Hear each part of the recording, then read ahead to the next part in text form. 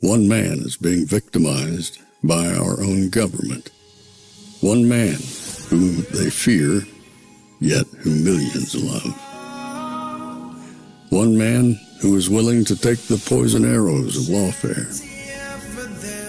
One man whose voice has been taken away by a corrupt judge operating in a corrupt system. One man who has been ridiculed and insulted. One man who refused to back down. One man who refused to back down. One man who refused to back down. One man who stands between us and them. One man that wants to see America protected again. One man who wants to see America prosper again. One man who understands that a man is a man and a woman is a woman. One man who understands and protects the blessing of life. One man who wants to restore American exceptionalism. One man who once again wants to make America that shining city on a hill for all to see. A place where all the people of the world glowingly set their eyes upon. America. One man who unashamedly wants to make America great again. That one man is Donald Trump.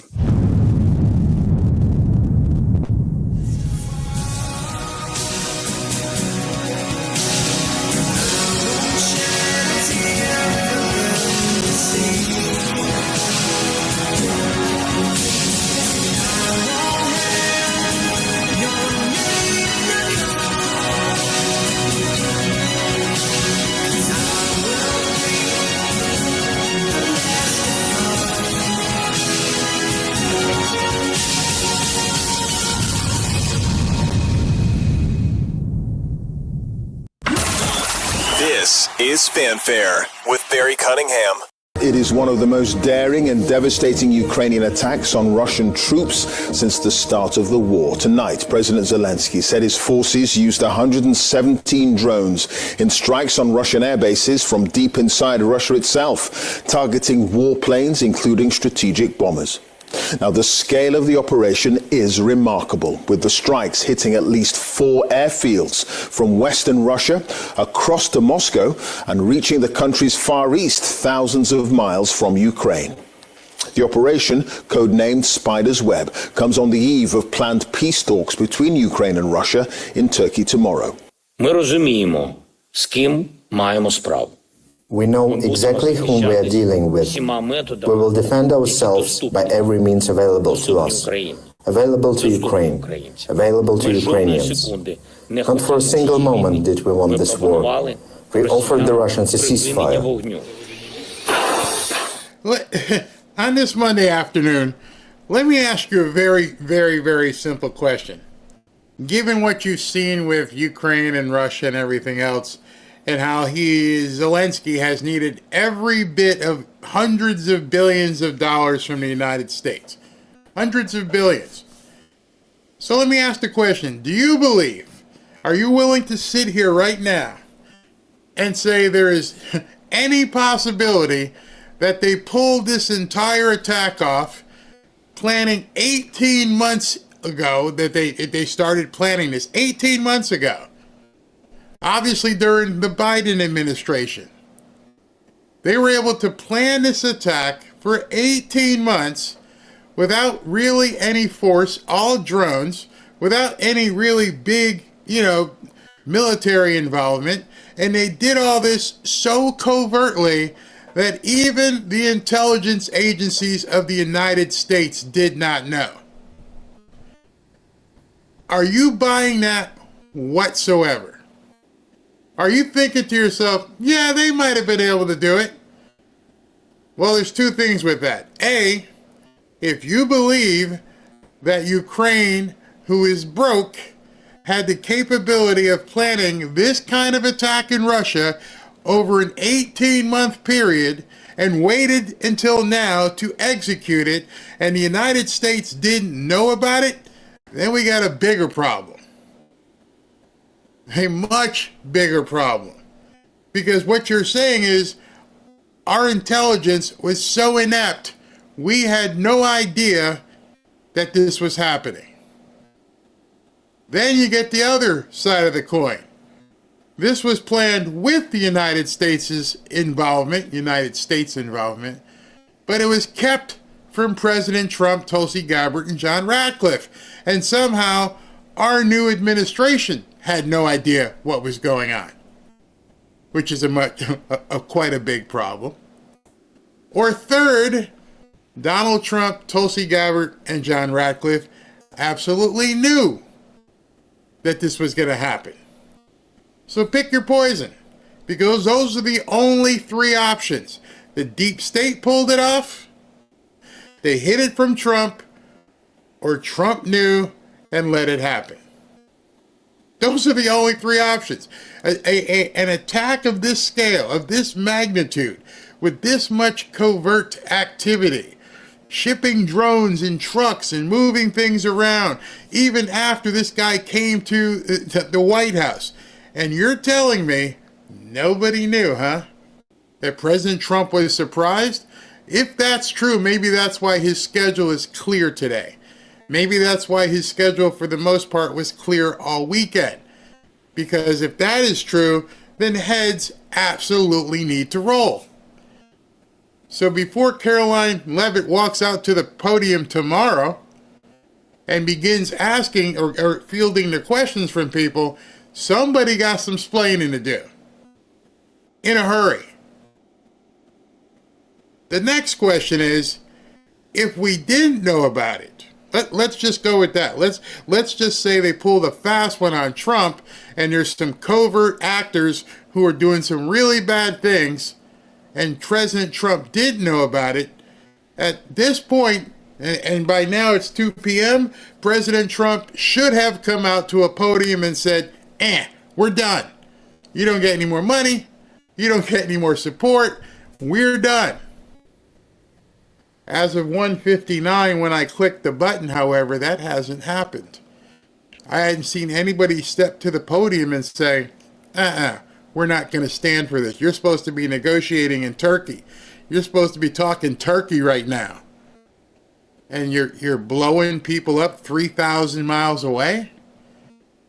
That doesn't seem like somebody who wants to sit across the table from somebody.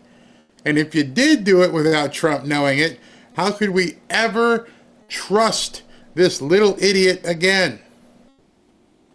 And then a fourth little bit of paprika you want to spread over this salad is that Lindsey Graham and Richard Blumenthal were in Ukraine while this happened.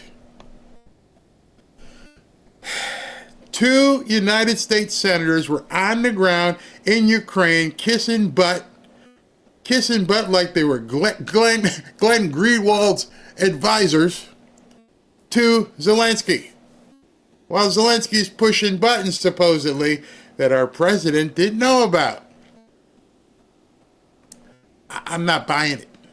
I don't know what happened. I don't have a security clearance of this nature, but something doesn't smell right. There is no way our intelligence services did know about this. No possible way. We've had intelligence on the ground in Ukraine since the first dollar got deposited. We've had direct people embedded in the Ukrainian army and Ukrainian intelligence. And Zelensky's probably his security services, even before the war. But we didn't know it was coming, huh? There's no way this could have been done without us knowing. That's their job. And if we're supposed to believe that our current intelligence, meaning Tulsi, John Ratcliffe, the generals, if they didn't know this was happening, we're in deep, deep trouble. I mean, really, just think of that for a second. if this wasn't a smokescreen and they knew specifically that this was going to happen, okay. But if they're telling us, hey, we didn't know anything about it, well, how in the hell are we supposed to defend that? How are we supposed to sit home and feel good that our defense people didn't even know that Ukraine had hidden drones in bunkers and were just waiting for the time to activate these drones? Drones that you could buy online right now. These weren't military drones. These were simple FPV drones. You could buy one. I could buy one. They don't even require any sort of licensing. You can probably go on Amazon right now and put in FPV 4-rotor drones. Do it yourself. Find out. Probably a couple $100. So somebody buys 100 drones, packs them up, ships them to Ukraine, arms them, keeps them hidden in some sort of containers, and then, on June 1st decides to or May 31st, boom, let's blow them up. This whole thing is bigger and more impactful than anything we've ever seen Zelensky being capable of. This is an incredibly major act of war, and you should be worried. Why should you be worried? Let me just tell you something. Remember, was it November, December? It was right after the election. Remember there was this phenomenon happening where drones were just flying all across America and we never knew what the hell was going on. Where are these drones from? Who's flying these drones? Where'd they disappear from? And then they just left. And we were told, no, that's just, new military aircraft. Don't worry about it. So now put on that conspiratorial hat after what you've just seen. Put that hat on now and say, okay, so if they were able to buy drones and put them in boxes or containers and let it sit for however long they let it sit, and then on one day they decided, you know what, let's go ahead and activate. What if, with all the Chinese and everybody else who has snuck into the country, when you could buy these drones literally on Amazon, have it delivered in a couple days? What if there's drones planted all around the United States, just waiting to take off? Are you telling me we'd never know? Because I don't have any warheads, but I could easily get a drone. You could easily get a drone. You don't have the ability to arm it, I hope not, but you easily could get one. So then, what does that tell you? And then, on top of everything else, it's June 2nd, just a couple of days after this massive drone attack. Over the weekend. And it was like it never happened. In order for me to put this show together, or this segment of the show together, I had to spend hours looking for news footage. Anybody talking about this thing? They just struck Russia and nobody's talking about it. I don't know if they'll even let this video stay up.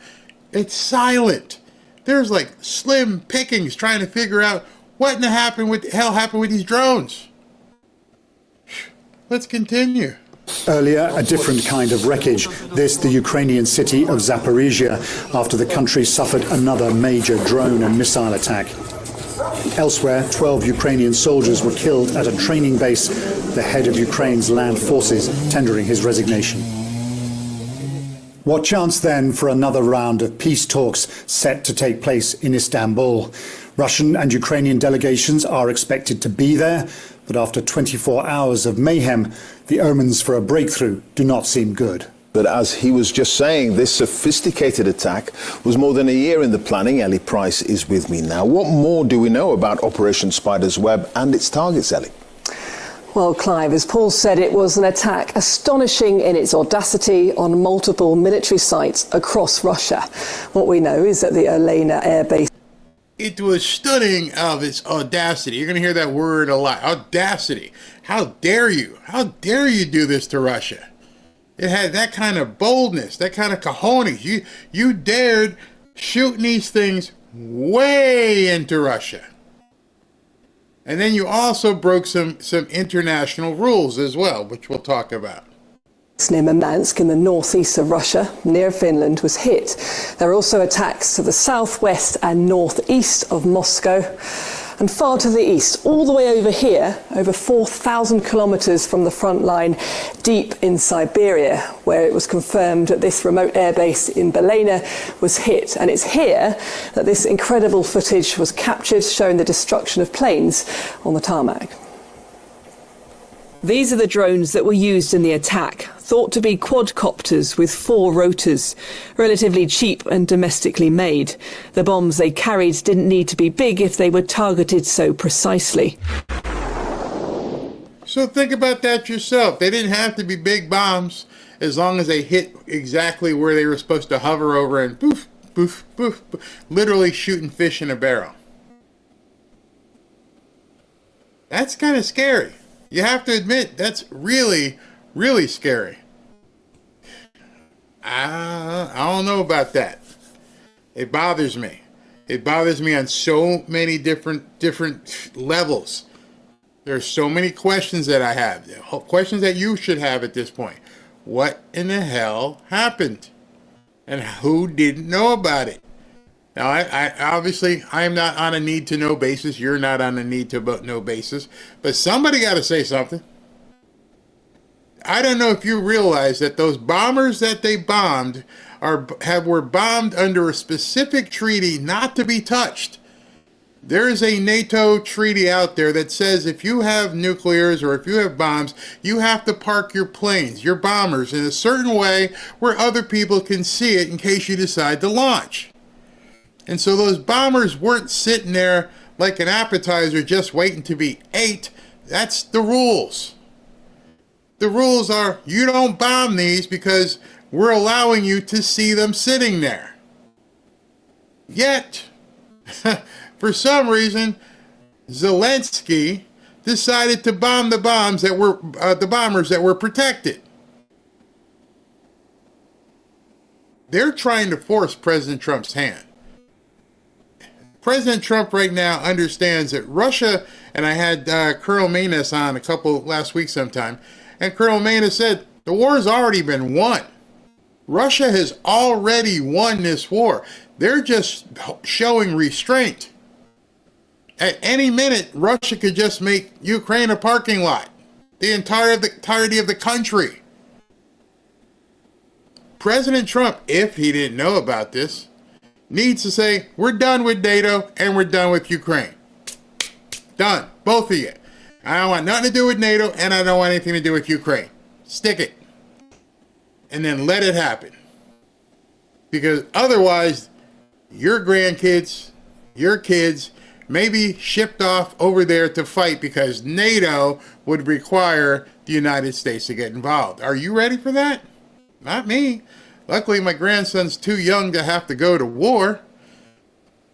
And I'm too old to go to war, so we're pretty much okay. But are you in that situation? Do you have grandkids that are 18, 19, or 20 years old? Do you have kids that are 18 or 19, 20 years old? You want them drafted and stuck into a war half a world away just because the deep state wants to keep their piggy bank running?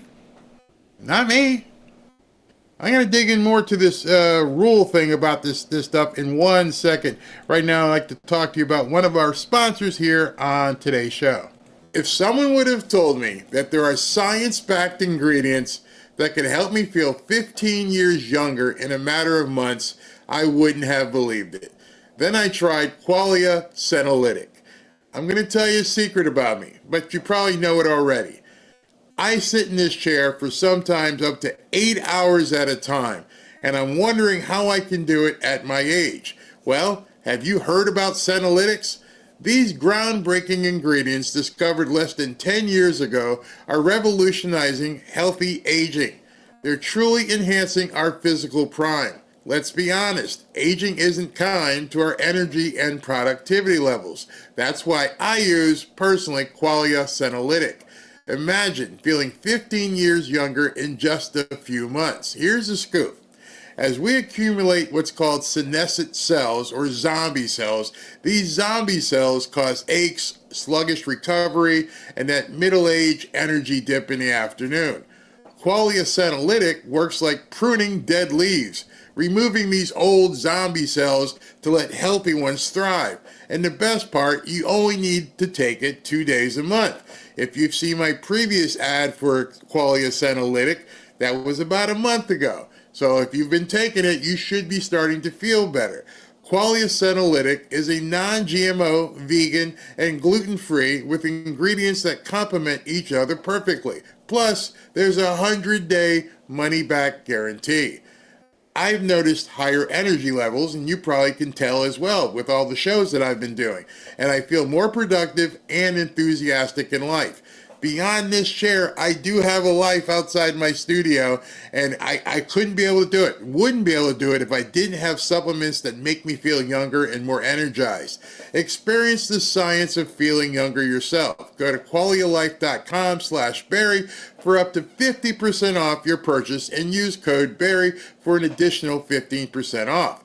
That's qualialife.com/Barry for an extra 15% off your purchase. Your older self will thank you. And thanks to Qualia for sponsoring this episode. All right, so let me show you what this information is, because this information will give you some insight. And it says here, 2010, something called the START Treaty. The START Treaty protected the U.S. is over thanks to Zelensky, because he broke it. Russia parked the bombers outside in nice order, right there for any satellite to see, due to the Strategic Nuclear Control Treaty. The START Treaty requires that bombers be put out in the open, so asks the number of strategic bombers, and to determine if they're conventionally or nuclear armed. The Ukrainian attack will have deep implications. They just violated and just obliterated a strategic treaty that's been in place to make sure everybody has some sort of advanced knowledge should somebody scramble the bombers and decide they want to drop nukes. And he went out and used this information, knowing that these planes were sitting ducks. And I'm not sticking up for Putin, I'm sticking up for us. This man, or whoever controlled the button on these drones, decided they were going to violate a long-standing treaty and blow these planes up. Let that sink in. Let that sink in. You're not supposed to do this. It's been there for, 15, 20 years? Don't bomb our exposed planes, because we're letting you know, we're letting you from the satellite see, okay, yeah, they got their planes are still there. Nobody's scrambled anything. I'm pretty sure there's people in the Pentagon whose only job is to look at these Air Force bases for various countries who are nuclear armed and tell everybody, should one of these planes get in the air, hit the button, let Pete Hegseth and the president know. And you crossed the line and bombed these planes that were out there in the open, which means people would do it to us. And so it's getting crazy. I mean, absolutely crazy that would happen, especially if we didn't, quote, know about it. Ukraine says it's destroyed 40 Russian bombers, more than a third of the Russian fleet capable of carrying cruise missiles. The aircraft damaged include the Tupolev Tu-95 strategic bomber that can launch up to 8 missiles. The Tu-22 long-range bomber was also targeted, as well as the A-50, seen as the eyes and ears in the sky, Russia's early warning and control aircraft. Now, the White House tonight said they didn't know about the attack beforehand. Operation Spiderweb was overseen by President Zelensky himself. He said Ukraine had an Operation HQ inside Russian territory, located right next to an office of Russia's Secret Service, and said that the coordinated attack was achieved solely by Ukraine. Let's rejoin Paul Adams, who's live in Kiev for us now. Paul, this is a big deal, no question about it. And the timing, surely no coincidence, given those peace talks that are due to take place in Turkey tomorrow. Yeah, Clive, look, it is pretty hard to exaggerate the sheer audacity of what the Ukrainians have just done. You know, we're used to stories of ingenuity and determination, the sinking of the Moskva warship in 2022, the truck-borne attack on the Kerch Bridge the same year, and just a month ago, using missiles mounted on maritime drones to shoot down a Russian jet. These are all extraordinary feats of engineering and enterprise, but what we've seen today tops all of that, and the Ukrainians are not surprisingly cock-a-hoop. But there is a political message here. A colleague of ours from the Ukrainian service said that he was recently in conversation with a member of the government who told him that the problem with Washington was that the Americans had already decided that Ukraine had lost, and that the Trump administration's entire strategy was based on that assumption. Now, how much of an assumption is that? I've heard that from Colonel Manus. I've heard it from other people that this little upstart Zelensky dude doesn't really have a chance. Russia's not coming to us asking for billions of dollars in weapons. Zelensky is. And so obviously you are the little dog in this fight, taking on a bigger dog in regards to Putin. So yes, you have lost. You can't win. The only way you're able to sustain any fight is with everybody else giving you billions of dollars, which they gladly will, because we know much of it is probably being funneled right back to people. So the cockiness persists. Oh, you thought that, we were just doing nothing. Yeah, we didn't have any cards to play. You don't. We're giving you the deck of cards. You don't have any cards of your own except for what other countries give you. And now you've done pissed off everybody and made President Trump look stupid. As the negotiators head back to Istanbul for another round of negotiations over a ceasefire, what Ukraine is saying loudly and emphatically is, if you think we're done, think again. Donald Trump may famously think we do not have any cards to play, but look what happened today.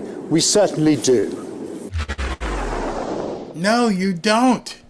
That is one of the cockiest statements I would ever have heard from somebody who needs all the support that his country can muster militarily from somebody else. You don't have anything. Unless you think you've got the deep state on your side. Maybe those are the cards that Zelensky thinks he can play at this point. As long as he keeps getting those cards dealt to him, which is money and weapons and obviously crates of drones that he ordinarily wouldn't have.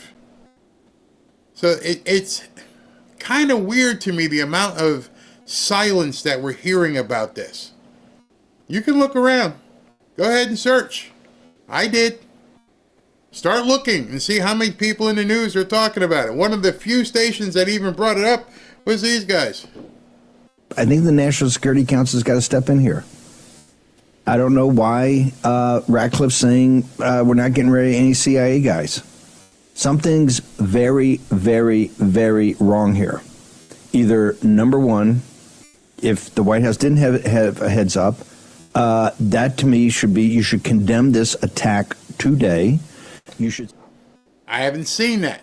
I'm on True Social right now, and I am refreshing again to see if there's been anything said about it.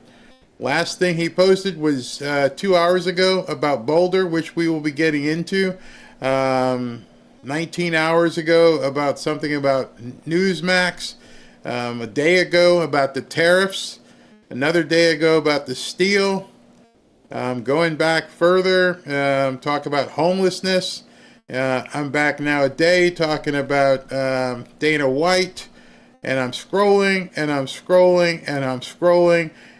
He talked about, which was funny, about Joe Biden being dead and there being a clone. Not a word. Not a single post about an aggressive uptick by Zelensky. Nothing. How can that be?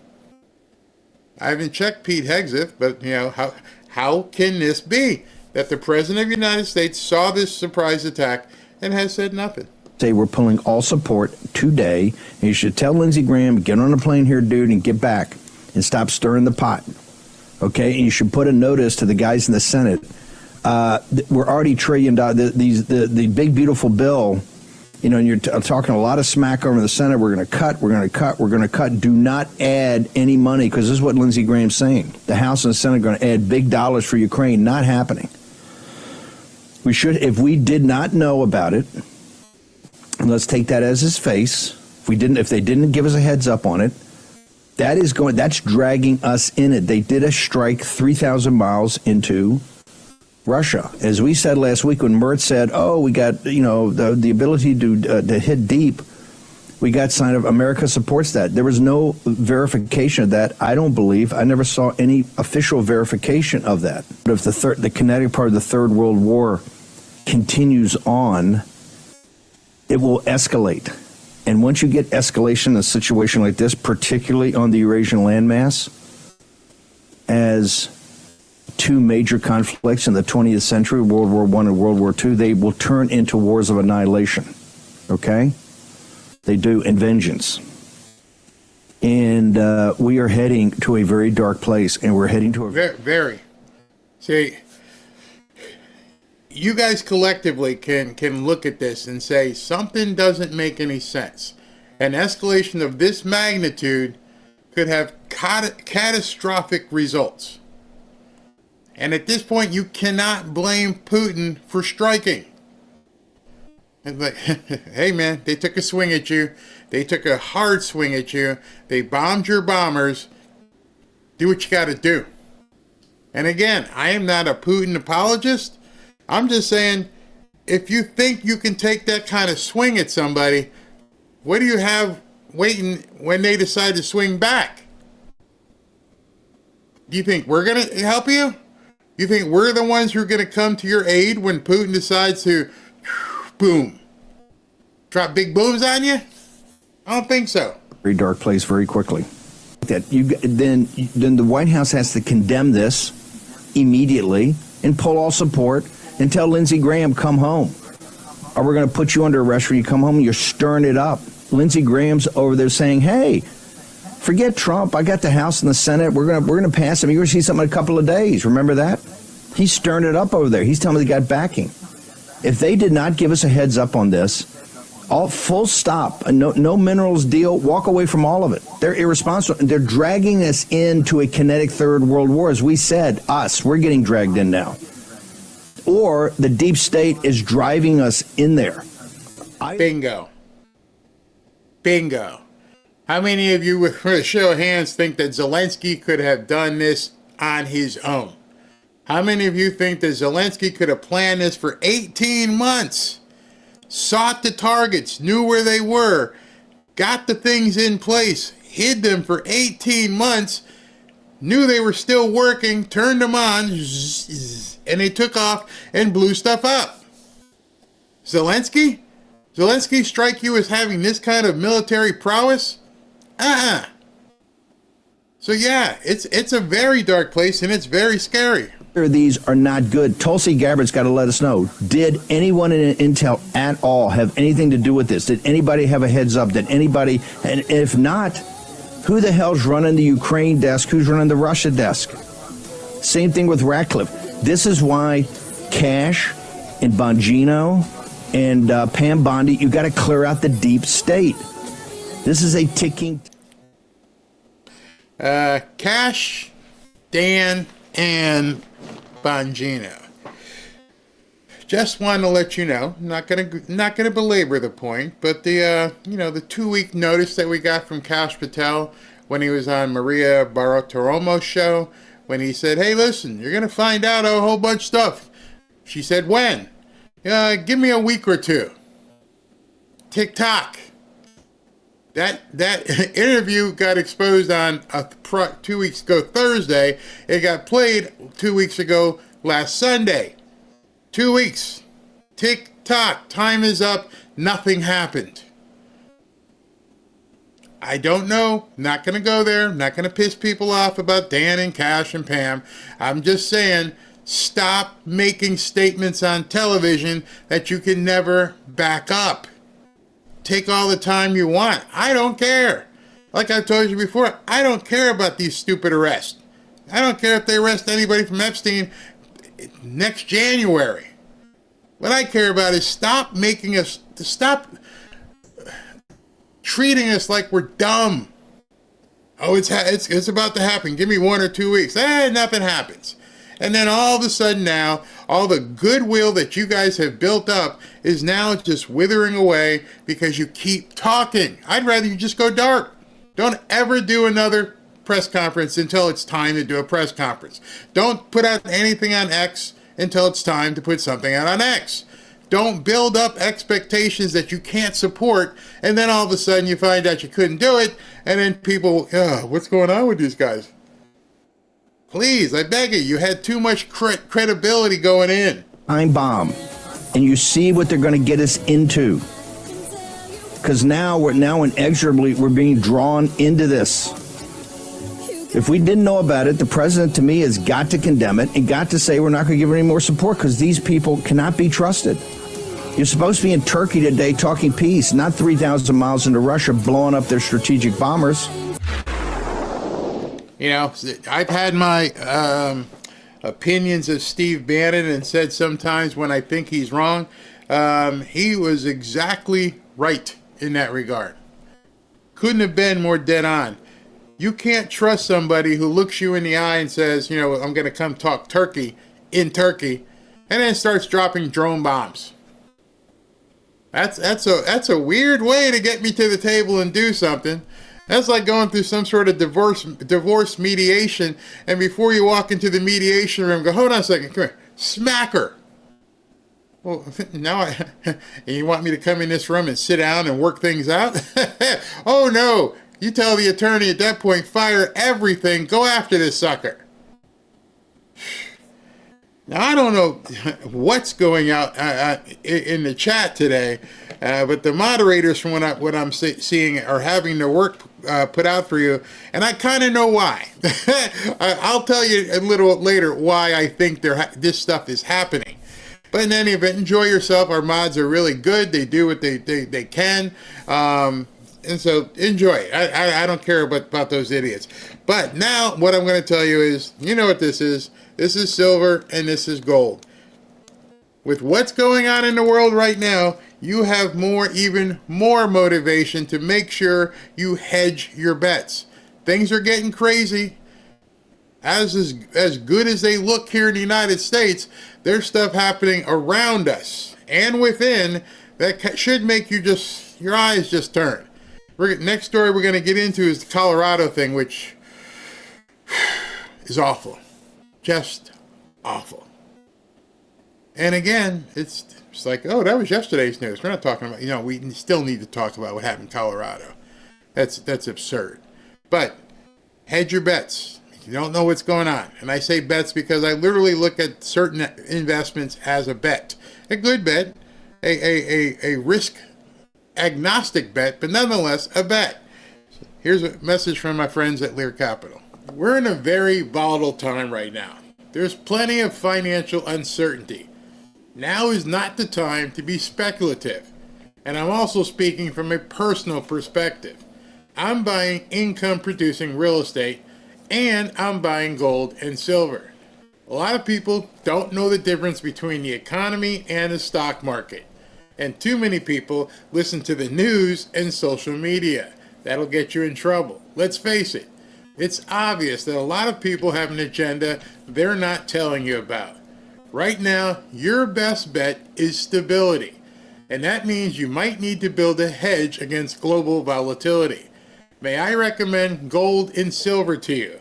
Real gold and real silver. Not paper, not certificates. Actual gold and silver. What gold and silver can give you is absolute peace of mind. A stock is only as good as the company behind it. It's merely a piece of paper. One of the things I can tell you is that many people are finding out the hard way that some of their investments were built on quicksand. Gold will never be worth zero. Silver will never be worth zero. If you want to calm some of your fears, give my friends at Lear Capital a call today at 800-601-5430 or go to learberry.com. Just so you know, Lear Capital has over 27 years of experience, thousands of 5-star reviews, and over $5 billion in trusted transactions. And Lear is the only gold company with a 24-hour risk-free purchase guarantee. You don't pay unless you're 100% satisfied. So go to learberry.com. If you want peace of mind, give my friends at Lear Capital a call at 800-601-5430. Or look down here below and go to learberry.com. And don't forget to ask about getting up to $15,000 in free gold or silver with a qualifying purchase. Don't wait. Do it now. Nobody knows what tomorrow holds. Be safe. I just want to say thank you to the Fanfare community. And if you're new here, I'd like to take a moment and welcome you. If you watch my videos, you've probably realized at this point that this isn't your usual podcast. The difference is that every single day I try to make this show an open conversation amongst friends. You see, I believe that speaking to friends, here and in your own circle offline, is the best way to push back against all the lies being told by the Democrats and the media. I encourage people in this community to welcome each other, and in doing so become a source of support for those seeking to unplug from the matrix. If you'd like to communicate on a deeper level, I invite you to subscribe to the channel, but if you'd really like to surround yourself with like-minded patriots, join our free and private X group by going to fanfareshop.org/group. When you join this free group, a few things will happen. One, if you haven't used X before, you can use X without venturing into the sewer that it sometimes can be. Two, you can share content with friends that you meet here. 3, you will get notified every time I go live, so you can't count on YouTube notifications. And 4, and this might be most important, you get content that I can't share on YouTube or Rumble. So please take a moment and join our free and private X group. Just go to fanfareshop.org/group. Remember, it's members only. There are 16,000 plus people in that group right now, getting close to 17,000. To join our free and private members only X group, just go to fanfareshop.org/group. We'll see you there. Welcome back to Fanfare with Barry Cunningham. All right, and I got to do a new graphic as we now have close to over 17,000 people in that X group. And X is starting to work again. I don't know what they've been doing, but it seems like they've been working in. So it seems like we've, I don't know, struck a nerve with some of the Ukraine people out here. You missed my point. Let me restate it again. I'm not a Putin fanboy. I was just telling you what America, I don't give a crap about Russia and Ukraine. I worry about what America could be dragged into. I saw a comment by this person, Angel Rodriguez. It's okay when Russia hits Ukraine, but not for Ukraine to strike Russia.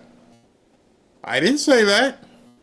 What I specifically said, that I guess you didn't listen to, is that there is a specific treaty in place that says thou shalt not strike bombers that are exposed because of the treaty. You guys have to stop sometimes when you're so pissed off and so Ukraine, and everything else to understand there are rules of engagement.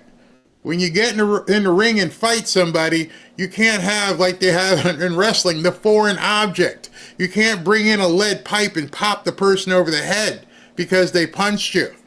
You can beat the hell out of each other, but you still have to follow the rules. You do understand there's a third person in the ring, and that third person is the referee.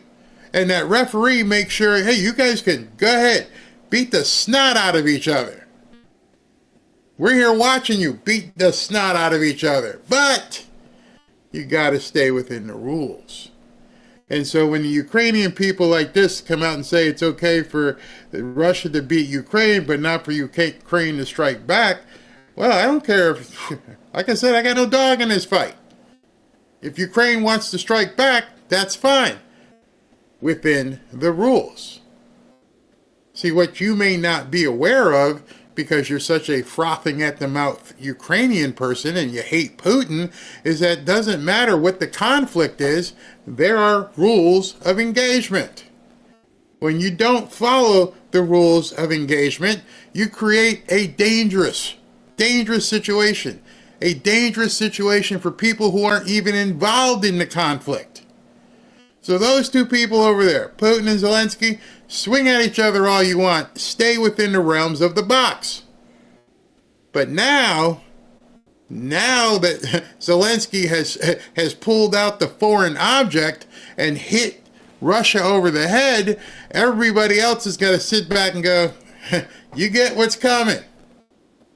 So next time we talk about this, if something disappears in Ukraine and goes poof, don't come crying here and say, oh my goodness, did you see what they did? I don't care. You broke the rules. You break the rules, you pay the price. God bless the people in Ukraine who don't deserve what is probably going to happen to them. But there are going to be so many blue and yellow flag waving nuts who don't understand the rules of engagement. War is hell, but it's still fought in a box. Otherwise, we wouldn't have a world. People would just do what they want. Most of that do what you want stuff happens over in the Middle East. But notice, not much happens anywhere else in Europe. You don't see the nuts firing missiles and bombs into England. Why? Because that would start something you don't want. Perhaps maybe a remedial lesson in NATO might help you understand why that was a bad thing to have happen. And who's in NATO? And what happens if NATO gets activated? See, those are all the things that you need to follow up with. If you don't know, ask Grok. Grok will tell you, hey, yeah, listen, if NATO gets involved and NATO has to respond, guess who else has to respond? Knock, knock, knock. We do. See, our treaty, unlike what Ukraine did, we have to acknowledge and keep to our treaty. So if President Trump is still in NATO, if something should trigger in NATO, he would have to respond as a member of NATO. Trust me, you don't want that. I don't want it. I don't want it for you. As much as you don't like the way I'm talking, I don't want it for you. And if you don't realize that at any minute, Russia could make Ukraine a parking lot and could have made Ukraine a parking lot for the last 18 months but didn't, then you're just being foolish.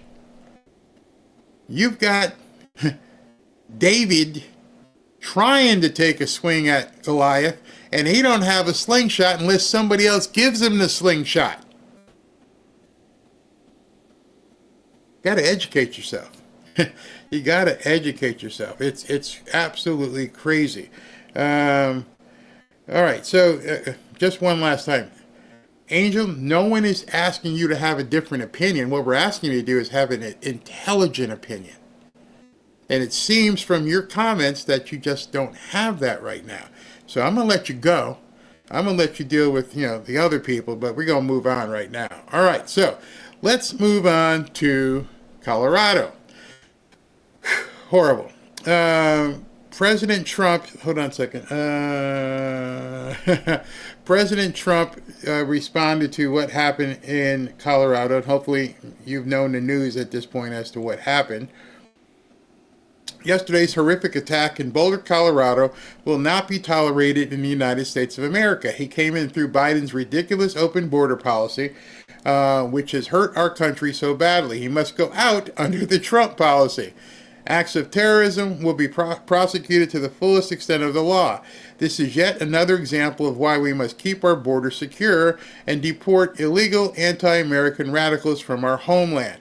My heart goes out to the victims of this terrible tragedy and the great people of Boulder, Colorado. So President Trump has acknowledged what happened in Boulder. I want you to hear this. What's the White House's perspective on this? Well, FBI Director Kash Patel is absolutely right. And the president just put out a very strong statement condemning this attack. This terrorist came into our country under the previous administration. Joe Biden's administration foolishly gave him a tourist visa and that allowed him to unlawfully remain in our country. This individual should have been deported. Instead, he was welcomed here. And now, 3 years later, after coming to this country under Joe Biden's administration, he is lighting Jewish people on fire who were simply trying to peacefully pay respect to the hostages in Israel. This absolutely is an act of targeted terrorism. The FBI and the Department of Justice are investigating it as such, and the president is going to ensure that this individual is held to the fullest extent of the law.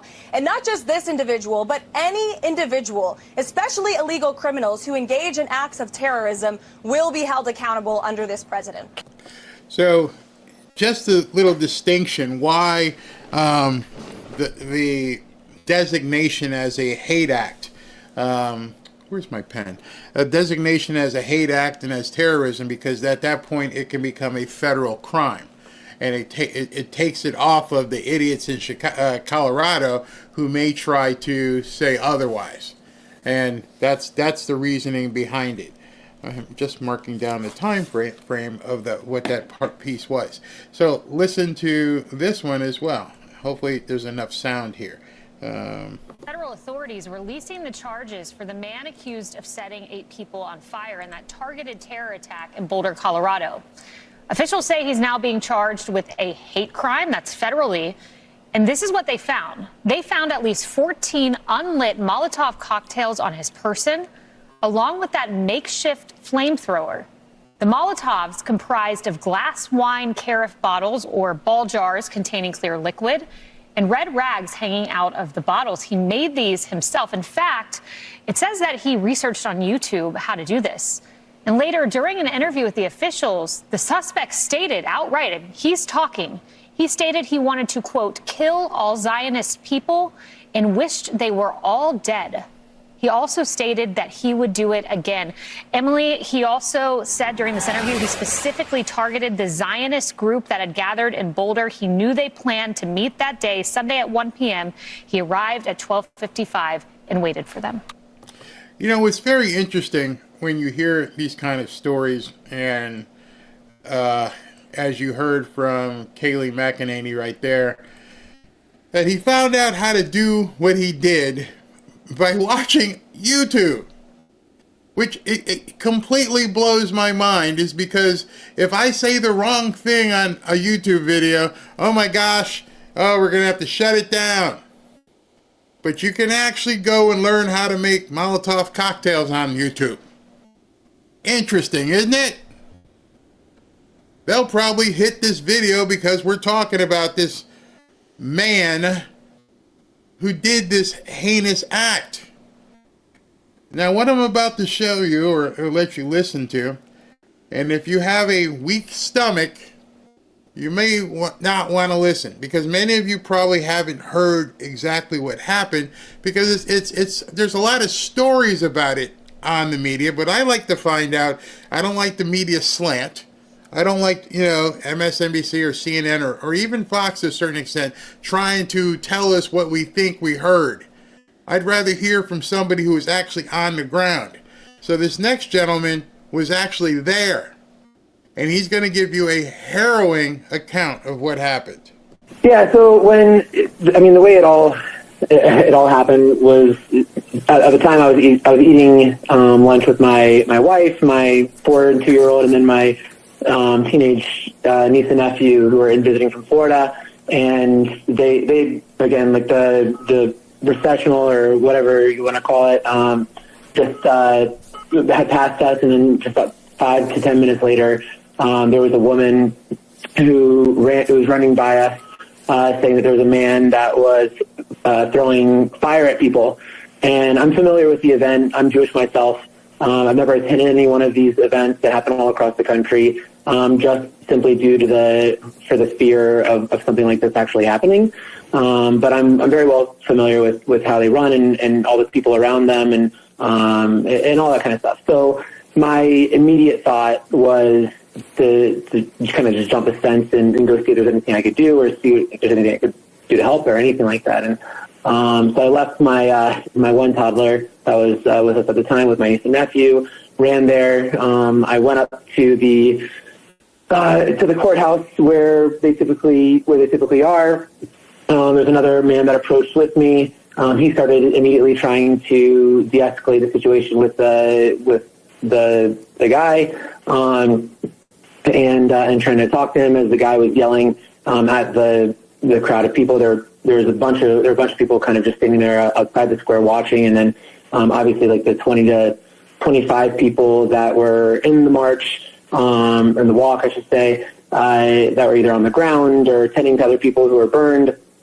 And then so that guy was talking to them. He was yelling at the people saying, "F you Zionists, you're killing all my people," and then other things that he'd kind of spewed from time to time throughout the rest of the time that we were there.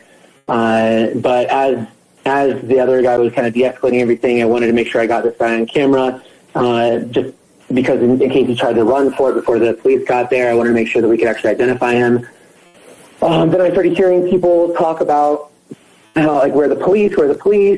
I don't know how long exactly it had been going on before I had gotten there at the time. I can only assume it was, right when they had gotten to the courthouse. So again, like 5 to 10 minutes from the time that I saw them march past us. That's the 100 yards that it took for them to walk to the actual courthouse square. So I turned off my recording, tried to call the police after a couple of attempts, reached their operator. She assured me that there were a ton of people there were a ton of officers on their way with the paramedics. I told her to obviously please hurry because there are people who are literally having their skin melt off their bodies, and I'm sorry to be so graphic, but wow. Just imagine that you go there because you're Jewish and you hate what you're seeing happen to Jewish people around the world. I'm not here to hurt anyone who doesn't believe in my faith. I'm here just to say, hey, listen, can we stop? Can we get the hostages back? Is that really bad to say?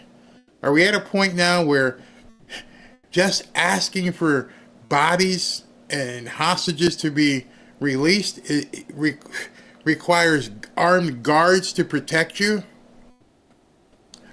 It was weird yesterday. Robin and I, she has her own jeweler, and she goes to this jeweler, and they happen to be very orthodox, and we love talking to them, and we love talking to the entire family. It's a family-run operation, and they were saying you wouldn't believe what they live under.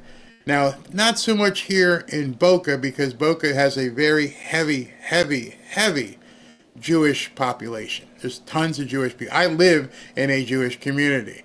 It's a gated community, and at the very front of our community sits a Shabbat.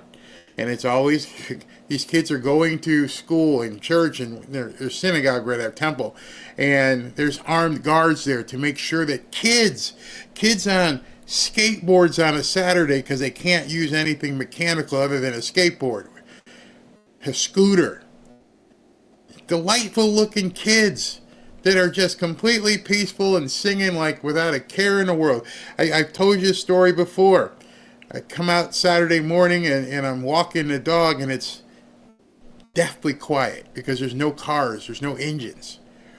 And you can hear kids playing way down the street, and their voices carry. And these are the people who have to be worried about where they're going to walk. They're not even involved in what's going on over there. And there are people embedded all over the place that are willing to do whatever they can to them simply because they're Jewish. And so I always tell people, especially, other black people, remember what it was like where you couldn't go into a restaurant, where you were beat up, where things happened to you just because of the color of your skin, where you were pulled over just because the color of your skin, back when it actually happened. Imagine living like that every single day of your life. that you never know who's going to come up behind you or what they're going to throw some accelerant on you and light you on fire. Yeah, so I got off the phone with them and went over and just tried to see if there's anything I could do to help. If I don't know if you showed my video or not on TV yet, but basically there was one elderly woman who was not moving at all, and there were a bunch of people who were really tending to her. People were kind of ushering over buckets of water, some with ice. I went and grabbed one of the buckets. The nearest water that someone directed me to was the fountain that's there in the square, so I started scooping out water from the fountain and bringing it over to the different people who were obviously victims of what had happened, tried to start pouring it on their legs just to make them more comfortable. One man, probably, if I had to guess, was probably in his like 50s or 60s, just kind of in shock and figuring out what he could do to make himself more comfortable. I mean, his leg from ankle or foot to all the way up to his buttocks was melted. His skin was melted basically off or shaved off his leg. Can you imagine? So you don't hear that on the news, and they'll probably delete it from here or whatever. And this guy is telling you a first-hand account of what actually he saw. Because when it's on television, it doesn't have the same gripping effect. People aren't digging in and telling you, hey, this is what really happened here. This is how real it got. How, people say it just got real. It got real. Where you're there going, oh my goodness. And by the way, pouring water on some of that probably didn't help much. When you're down to nerve endings. It's kind of scary. Kind of scary. And it reminds me, because like right now, Robin is out. She's not here. Otherwise, you'd hear the dogs barking. And where are we as a society at this point? SB and the mods have told me they've had to ban like 6 or 7 people. One of the guys emailed me and screamed at me and swore at me. And I'm like, dude, you don't even know me. You have no idea who I am. You have no idea what I'm capable of. Yet you feel enough to go ahead and send me a threatening email. This is the world we're in right now. And this was supposedly somebody who liked our channel. Imagine what it's like when there's people out there as you're getting bigger in whatever shape or form, in your rankings or whatever, and there's people out there who hate what you have to say. And they come in here with the sole purpose of disrupting, as if it's going to make a difference. You don't think I knew what I was getting into when I chose to do this? You think it was just something I half-assed just went into? You don't think I went to my wife and said, hey, what do we do? Where do you want to live? You don't think I knew that? You don't think I understand what's going on in the world? I hope you understand what's going on in the world. It's a scary place. And although President Trump is trying to make it better, he can't possibly do it all by himself. Remember, he said it over and over. I'm just in the way. So if you're in Boulder, Colorado, which is a blue area, and they've been ginned up by these idiots, including the Democrats in their party, God help us. Be careful out there. Sorry. It's funny because I've talked about this a bunch in the last couple of hours, and I'm not getting as choked up again as I did when I was there.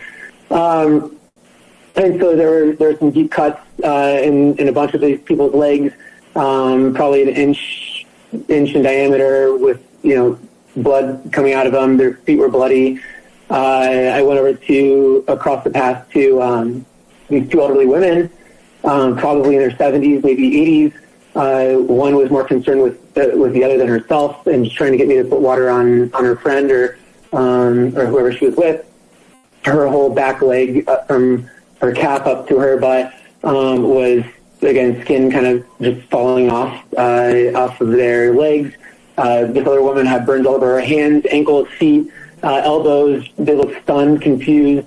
There's another woman who, maybe with her partner, I don't know who he was to her, but he had taken her. She was initially closer to the severely burned victim, and he kind of pulled her away. And when I got to her, even though she was further by the time I helped her, she was in serious pain, and going up the whole side of her arm, her legs, everything, just consistent with what I was already explaining.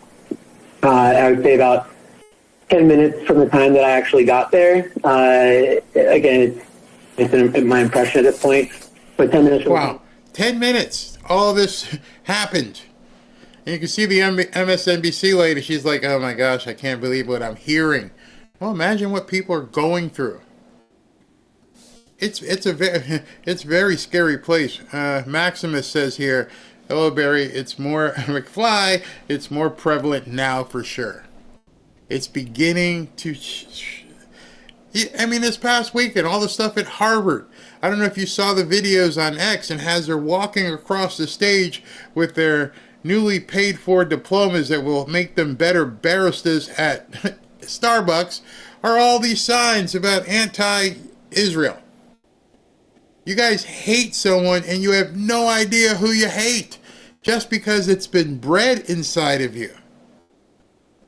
Because the people who are involved in what's ever going on over there aren't the people who are walking around at the deli, who are at the jewelry store, who are, down at the airport. They have nothing to do with what's going on. But you feel it's important for you to say that the Zionists and all this stuff must happen to them. It says more about you than it does them. It says that you've been completely indoctrinated. I couldn't possibly have that kind of hatred towards an entire group of people that I don't know. That tells you you're in a cult. It's funny, some people say we're in a cult here. We're free thinking. The people who are in a cult are the ones who are listening to this stuff and carrying these signs while they're paying $100,000 a year to go to some school that's laughing at them saying, you'll never get a job, but here's your piece of crap diploma, and your sign was pretty cool. That's a cult. You took mommy and daddy's money, or a loan from me and you, $100,000 per year to go to a school that taught you crap, and you think we're the ones with the problem because you're walking across the stage saying free, free, all this other stuff. It's not us that have the problem. Not at all. But I got there, the police arrived, quickly disarmed this guy. I don't know if it was with a taser or a handgun, but it looked more like a taser. He dropped the bottles and dropped his knees. They apprehended him. Another one with a rifle quickly followed, and they separated everyone out, really got everything settled a lot more quickly. There was a screaming match between the guy who was initially trying to de-escalate it and a friend of one of the victims. And as far as the guy goes, the perpetrator, if that's what I'm going to call him, when I got there, he had the two bottles of what I thought looked like it was clear enough to be alcohol, but I'd seen that there was an exploded carafe that he had already thrown, or I assumed that he had already thrown. Now, those of you who don't live in Florida, Texas, Louisiana, maybe Georgia, don't realize what would have happened to this guy had some people pulled up on the scene and saw what happened. As he was holding two more potential bombs in his hands, screaming. I'm pretty sure there's some of you guys and ladies in this audience who are watching right now in the Fanfare community that would have tapped to center mass. Knowing, I know what would have happened here in Florida. You ain't got to run. Like, hey man, pop. And this guy gets taken down gently, and I guess he had a little ear issue, and now he gets to go in a trial and spew his stuff in a court, and a year from now we'll find out that he's sentenced. Now this guy needed to be taken out like a mongrel and dealt with. Should never have left that scene. If you feel like he was entitled to, what were those people entitled to? They were entitled to go home and have dinner. They can't. Some of them may not live. And I'm tired of people being lily-minded. Not the dog, my Lily, but you know what I'm saying. Weak-minded. I understand you're in a war. What's it going to take for you to wake up and realize you are indeed in a war? You may not understand it, but it's here. And President Trump's trying to make it better for us, but it's here. Like Robert Hamilton says here, Barry, until Trump cleans out the whole education system, these problems will continue to happen. I completely agree. I think he should have had some of his own medicine given to him. He had a protective vest on that caught fire. He removed it. That's why he was shirtless. Okay, great. He had no rights the moment he decided he did what he did. I completely agree with you here. Let's see what else we got here. The mainstream media doesn't help. And what was weird is this was on MSNBC, and it got to be so riveting she couldn't cut away. Like, this is a first-hand witness account. You can't get purer than this. And somehow they got this guy on the phone. And I'm sure the producer was like, let it roll. Let it go. It says here, Barry, I heard protesters at Dartmouth vandalized the historic white building with red paint. They're idiots. They're completely nuts. Pee Wee Tom says, everyone carries here in Oklahoma. Yeah. I did hear that they want to send this guy to Sicat down in El Salvador, but we shall see. When it was dropped, thrown, I don't know. It was on the ground. It was already exploded, if you can see in the video. And then he had two others with like these red rags kind of sticking out of them. I heard one of the previous people speak that someone was saying that he was spraying it on people. I didn't see him spray anything. I saw him holding them and looking like he was about to throw it at people, and they looked exactly like what I would think would be a Molotov cocktail. There's also a big tank behind him with like a chemical sprayer, and he had initially an orange vest on. So I had the same impression that somebody else had mentioned earlier, that he was posing as someone who was like a gardener or something, and he was lighting people on fire while spraying gasoline on them, because that's what gasoline is what it smelled like. I thought it initially was alcohol. But I assumed it was gasoline, which again singed the pants off of some of these elderly women, and the shirt off of one of the women that I can't really, frankly, I can't imagine. I hope she survives, but See, this is what I was wondering where it was. There's only so much trauma the mind can take, and there's only so much that this guy, as he's talking, he's seeing the visions in front of his mind, and he's trying to recant it to the person on television. And I was like, man, you've gone 6 or 7 minutes. You're doing really well. And right now he starts to break down because the trauma of what he saw, what he smelled. Imagine that. See, a lot of people in the news, oh yeah, so 9 people were burned today, and blah, blah, blah, blah. If you're there, number one, you're seeing the agony, you're hearing the agony, you're smelling the agony. I don't know if you've ever smelled burning flesh. You will never, ever, ever forget that smell, no matter how long you ever live. And so I was wondering, man, this guy's doing good. He's keeping it together. And right now he's starting to break down. This movie, the entire time I was there. And yeah, I mean, that's basically it. Brian, what you describe is graphic. It is horrifying. Meanwhile, as far as the investigation itself, we're still trying to verify and confirm some video, but it appears to show a significant portion of the incident as it happened. There's an individual that's taken into custody. He's a white male. Whether or not that's the person that police ultimately arrested and will ultimately charge in this crime, a bit of a question at this time. I'm able to confirm. Couldn't wait. Had to tell everybody, hey, it was a white male. Oh, you got it wrong? Yeah, you got it wrong. This media is so terrified of pissing off the terrorists that they're willing to mischaracterize all kinds of things in the media just so it doesn't piss off the nuts. You can't call a nut a nut. Oh, it's a white guy.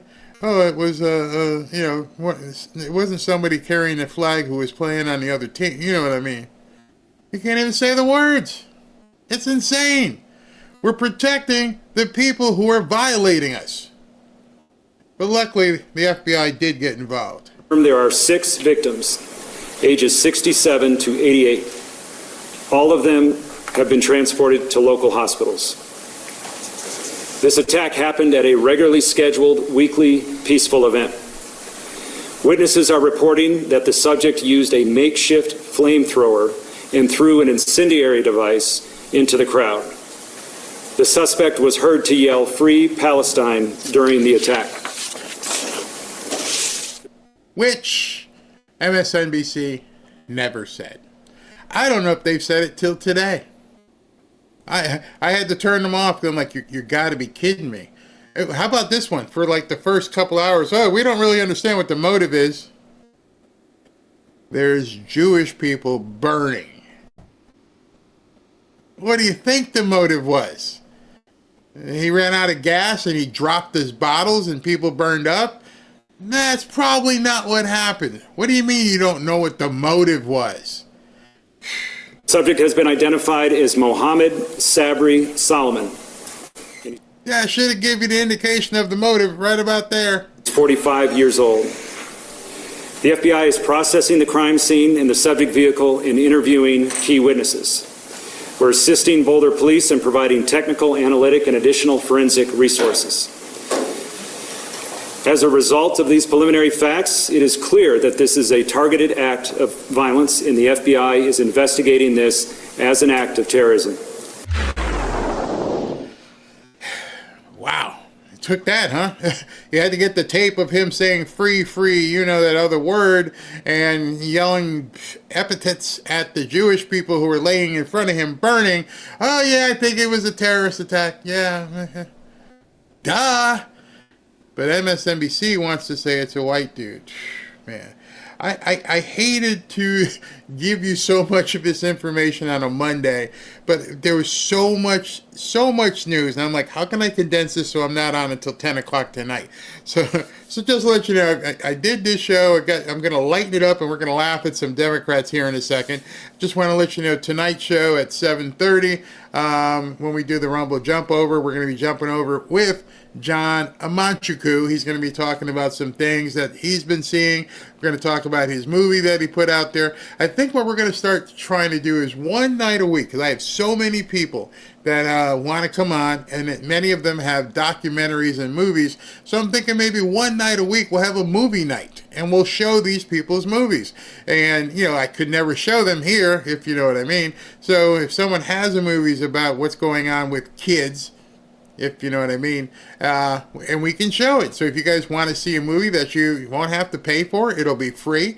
It'll expose you to some things that you probably want to hear. It'll make you, some of them may make you uncomfortable, but we'll go ahead and play some movies here on a movie night. Let me know in the comments. You can so the SV and Roaring Rage and Severo and Beth can let me know if you guys would be interested in hearing, or seeing rather, a movie night when we do the Rumble Jump Over. So, you know, play some music, lead into it, and we can watch a movie. Michael Flynn's movie, The Enemy Within, with Patrick Byrne. So there's a lot of people who have done some really good documentaries, and I think we have the family here that would like to see this stuff. So why don't we have a movie night? You know, do a movie night once a week, and then, you know, that means I have like months worth of content and movies to show you guys, understanding that some of these movies are, you know, 75, 90 minutes long, but I can show them and not have any fear of the people upstairs getting ticked off, and then we can have the people on who actually made the movies to explain to you what exactly happened and how they filmed it and everything else. So tonight we're going to have John Amanchukwu on. We'll talk to him about his movie that he's put together. I believe John is associated with Turning Point and Charlie Kirk's organization, but he did a really good film that we won't show the film tonight. The film, if you guys let me know in the comments that you'd like to see, we'll go ahead and put those together. So with that being said, let me go ahead and talk to you about the Trump red knife. Let's go ahead and discuss that. Ready? Let's go. It didn't work for me again. Hold on. I guess I can't do it yet. Oh, you know why? Because it's making me re-sign into Rumble, And once I re-sign into Rumble, then I can talk about it. Ashley, not sure why that happens, but now I should be okay. Let's see. And yes, all right. Fanfare family. I'm B. Michael Nace, one of the members of Barry Cunningham's channel. One of the things Barry advertises on his channel is the Trump knife. But Barry doesn't really get so much justice because Barry apparently is not the knife guy that I am. I've got thousands of knives around my house. But this knife is really awesome. Go and check this out. This is a power-assisted folding knife with a liner lock. A glass breaker at the tip. The liner lock in the middle. So it won't close on you until you push the liner lock in the middle. Push it and it will fold. This knife is actually quite awesome. And I'm a knife collector. I've been collecting knives for 30 years. This is an amazing knife. And you can get it BarryKnife.com. Barry Cunningham. He can tell you how to get it. I want you to push it to his channel, Fanfare.com. This knife is amazing. It's sharp. It's heavy duty. As a matter of fact, it's almost too heavy to carry in a pocket. You'd have to put it on your belt or whatever, but it's a heavy duty knife, and it's really nice. So Barry, to you, one of your family members, B. Michael Nace from Fanfare, amazing knife. All right, so if you'd like to get that knife, click on the QR code right here. You can get that knife for free. Here is what it actually looks like. This is the Trump Red knife. And as I've shown many a times, this knife is very sharp. And he's right. I'm not the knife guy. I'm more the poo-poo type of guy. But it's very sharp. Nice size blade. Nice size knife. Pretty good weight to it as well. On the bottom, like he showed you, it's got the knots for the glass breakers. And it's also got a blade up in here to cut a seatbelt or something else. This knife is pretty good. Robin's taken hers fishing, and it worked very well in terms of doing some stuff fishing. And then next week we're taking our grandson fishing. So this is just their way of saying Patriot Addict, just saying supporting President Trump and being part of this moment in history. The knife normally retails for $70, but you can grab it just for the cost of shipping.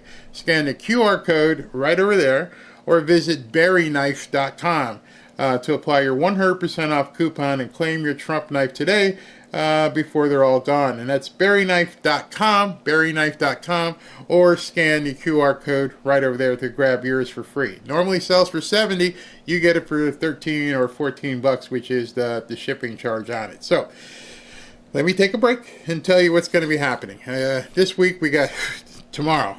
Just to let you know who we got tomorrow. We got John Amajiku tonight. And tomorrow, Ashley has, let's see here. Who does she have booked tomorrow? I just want to give you guys, nope, not taking a phone call right now. Here, just because I know it's a big guest and I wanted you guys to know about it. All right, tomorrow. Hopefully he can continue, he confirms and can finish and can get here. But we have Dr. Ben Carson scheduled for tomorrow. So I'd love to be able to talk to him. I hope he doesn't get any conflicts in his schedule. But Dr. Ben Carson hopefully will be here tomorrow. That'll be an awesome interview talking to him. That will be a live interview.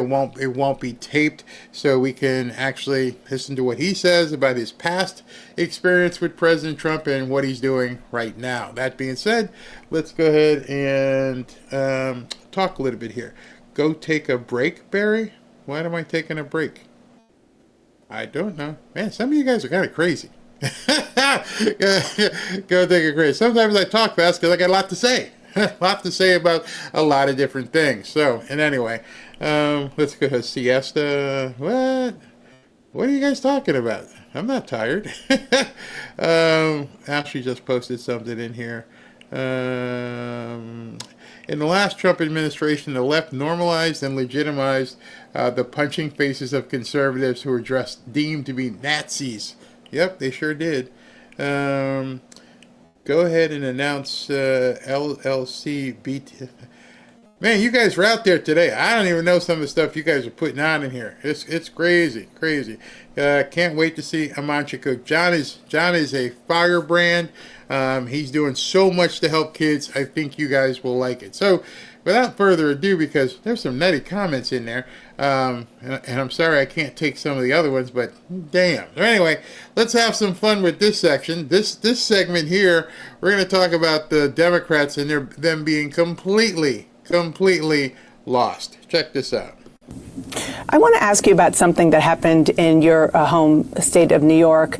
In the past couple of days, Congressman Jerry Nadler said that DHS agents entered his congressional office on Wednesday without a warrant and handcuffed a member of his staff. This, of course, comes after the Trump Justice Department charged Democratic Congresswoman LaMonica MacIver with obstructing ICE agents after an altercation at a facility in Newark, New Jersey. Now, I know you previously warned that the administration charging members of Congress was a, quote, red line.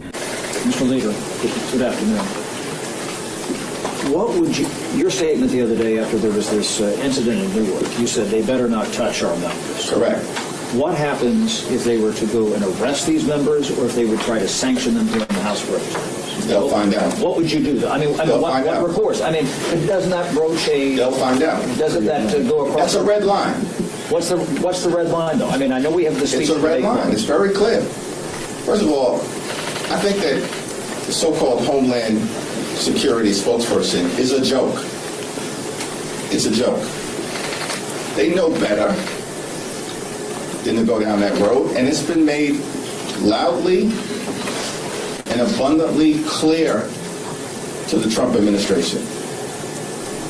We're not going to be intimidated by their tactics to try to force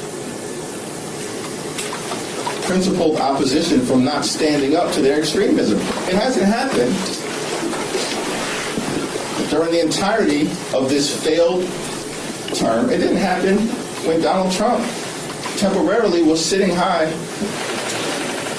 in the immediate aftermath of the election. Do you think it's going to happen now, when he's the most unpopular president in American history after his first 100 days? Give me a break. No one's intimidated by this dude. No one. And so there are clear lines that they just dare not cross. So this dude happens to be the president of the United States, and he's enjoying one of the highest levels of approval ever seen, and no one's asking you, or no one's trying to intimidate you. He's trying to put things back on the right path, and you people think this is a street fight. Not looking to intimidate you. We need to fix things. If you feel fixing things is intimidating, that's on you, bro. But I don't understand how this guy talks in half sentences. Say what you have to say. Why do you talk like this? And so at this point, you put down, the red line. You don't do this, because if you do it, you're going to have to deal with us. We're hood rats. Don't do it. Ain't going to happen. Don't start nothing, won't be nothing. Well, Dana Bash from CNN, give her credit. She's like, yeah, you said that, but yeah, what you going to do about it? What are you doing now that the red line you talked about has apparently been crossed? Well, let me make clear that the House is a separate and co-equal branch of government, the Congress. We don't work for Donald Trump. We don't work for the administration. We don't work for Elon Musk. We work for the American people. And we have a responsibility to serve as a check and balance on an out-of-control executive branch. That's the constitutional blueprint that was given to us by the framers of the United States. Hold on a second. Something tells me that the reason he talks in code in half sentences because he doesn't have the ability to remember what was asked of him. So let me, just in case you guys forget, let me just remind you what she actually asked him. Dare not cross. What are you doing now that the red line you talked about has apparently been crossed? That's the question. These people try to pretend as though they don't know, or hopefully if I say enough stuff slowly, that we are not playing with this president, that by the time I stop talking, you won't remember what the question was that she asked me. Unfortunately, we have, we can rewind and hear what the president is. What you got now? You made the big threat. You got up on the podium. You said, don't do it. Don't start nothing. Won't be nothing. That's a red line. And he stomped all over your red line and threw that butt in jail and arrested her. So what you gonna do?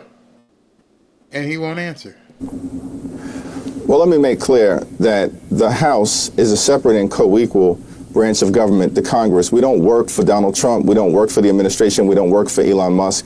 We work for the American people. And we have a responsibility to serve as a check and balance on an out-of-control executive branch. That's the constitutional blueprint that was given to us by the framers of the United States democracy that we have inherited over the last few centuries. And so we're going to continue to undertake our congressional responsibility, notwithstanding efforts by the Trump administration to try to intimidate Democrats. It's unfortunate that our Republican colleagues continue to be nothing more than rubber stamps for Trump's reckless and extreme agenda. And the American people, I think, will ultimately reject that next year when we will take. So, in other words, the answer to your question is, what are you going to do now that he did what you said he shouldn't do? And you're saying hopefully they're going to reject him next year. Oh, so you're not doing anything. That's what she should have came back and said. So you were full of crap. You were overwhelmingly full of crap. Don't do nothing. Don't start. Now you'll see. Well, we saw what you're doing. Well, hopefully the people do something next year. We'll wait.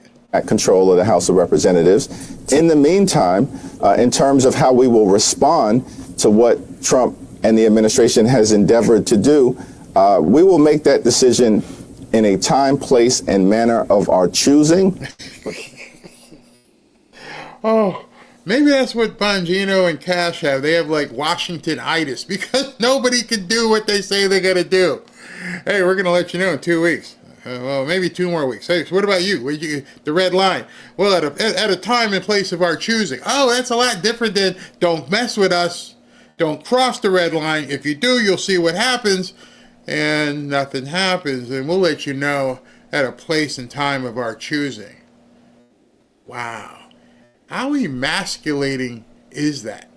You're talking to a woman on national television, and she's looking at you knowing right now that Trump clipped your nuts.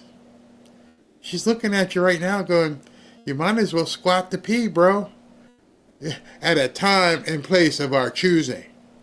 Yeah, we'll hold our breath. It ain't going to happen. Response will be continuous, and it will meet the moment that is required. What exactly does that mean? Have you not decided? I'm sorry, I don't speak jive. What the hell does that mean, what you just said? I don't understand the words coming out of your mouth. I'm white, I'm blonde hair, and I don't know what kind of street lingo you just said to me. To the place and time of our choosing, and so what's that mean? What's that mean to us, white people who work in studios? Because I had no idea. I'm not from the streets. I ain't from the hood. I ain't down like that. And now he's stuck. How to respond? We've publicly responded in a variety of different ways. We haven't let our foot off the gas pedal in terms of additional things that may take place with respect to our congressional oversight authority and capacity. We will respond in a time, place, and manner of our choosing if this continues to happen. You believe, as Jerry Nadler said, that the administration is trying to intimidate Democrats? I think the administration is clearly trying to intimidate Democrats in the same way that they're trying to intimidate. Psst, it's working. If Trump's idea right now is to intimidate the Democrats, and he's watching you backpedal to the point where you can't even respond to a question from a CNN host, what you gonna do now, bro? Well, I don't know, maybe the people will vote him out or something, or at a place or time of our choosing. So in other words, nothing. That's like the very definition of intimidated. You just jumped into the pool that's really cold and you got some serious shrinkage. And everybody can see you right now with some serious shrinkage. The little guy just went back into his little hut here. You got nothing. Nothing. The country, this whole shock and awe strategy, this flood the zone with outrageous behavior that they've tried to unleash on the American people during the first few months of the Trump administration is all designed to create the appearance of inevitability. But Donald Trump has learned an important lesson. The American people aren't interested in bending the knee to a wannabe king. It's the reason why Donald Trump actually is the most unpopular president at this point of a presidency in American history.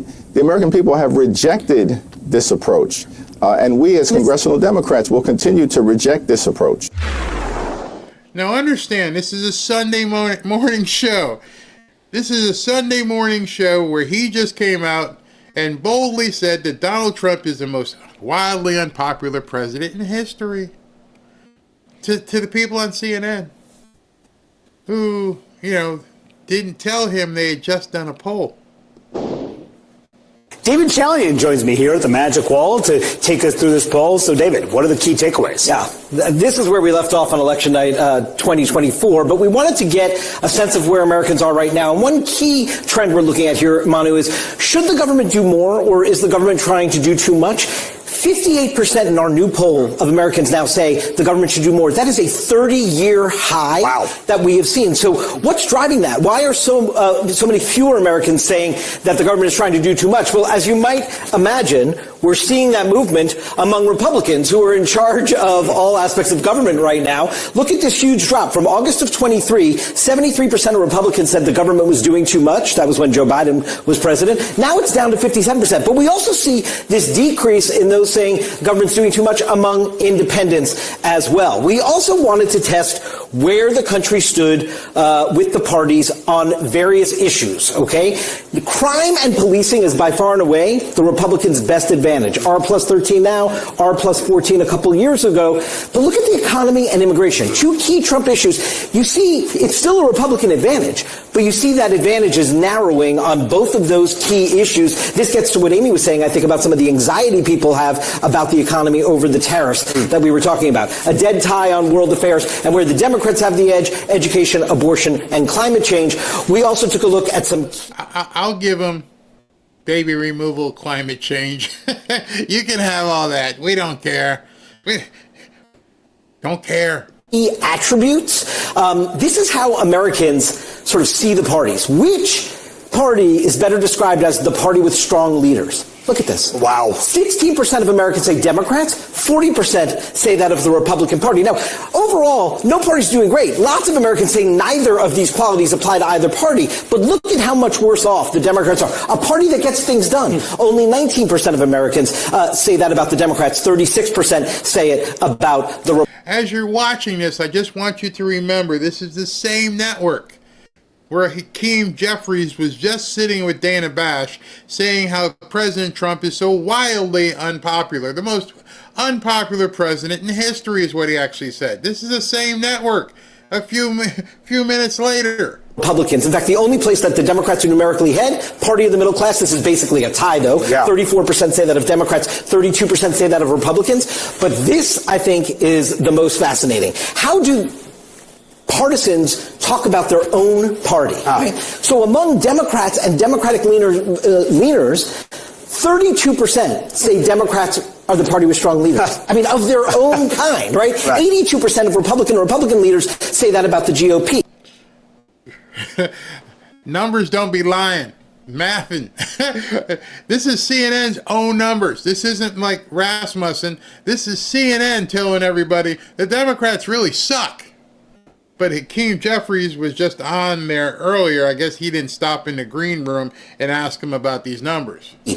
Only 41% of Democrats say they're the party that gets things done of their own kind. And I will just say, 51%, Manu, a majority of Democratic leaners say neither party gets the party that gets things done attribute. Imagine that's the project that Democrats are working on. Yeah, and beyond the issues here, there's some structural problems with the Democrats as well. There are. And again, this is where we ended up on election night in 2024. This is by county. Obviously, these were the results. But what I want to show you on this next map is we have this amazing opportunity. Donald Trump, a candidate 3 times in a row, to look at those 3 successive elections and take a look here among the shifts that we saw across the country. Everywhere you see red here is a place that Donald Trump improved his performance from 16 to 20 to 24. Now, he lost some of these counties. He didn't win all of them. But you see how much more red there is than blue. Places where, Clinton did better than Obama, Biden did better than Clinton, and Harris improved on that. Far fewer places in America than when Donald Trump increased his vote share over those 3 successive presidential elections, Manu. Yeah, there's a lot to chew on there. David Chalian and is joined, and then my panel is back here as well. Amy, what do you make of for the Democrats, we've seen bad poll after bad poll, yet another bad poll. It's somewhat this is apathy among their own voters who just don't think their party's getting it done. Yeah. Now, listen, some of this is a hangover from the frustrations of the last 2 elections. There's 4 months of the... Now, just to let you know, because I see some of the comments in here. No, I don't believe polls either. My point here is this is a Democrat network showing other Democrats that they suck. So the numbers are probably actually worse than what he's showing them. What happened here? Look, you just got to try harder not to suck. Okay. Exactly. Okay, hold on a second. Well, I hit the wrong button. And there I am. Okay. So now, if that wasn't bad enough, and there may be some libtard trolls in here going, oh, it's just it wasn't from last year. This was yesterday. This was from today.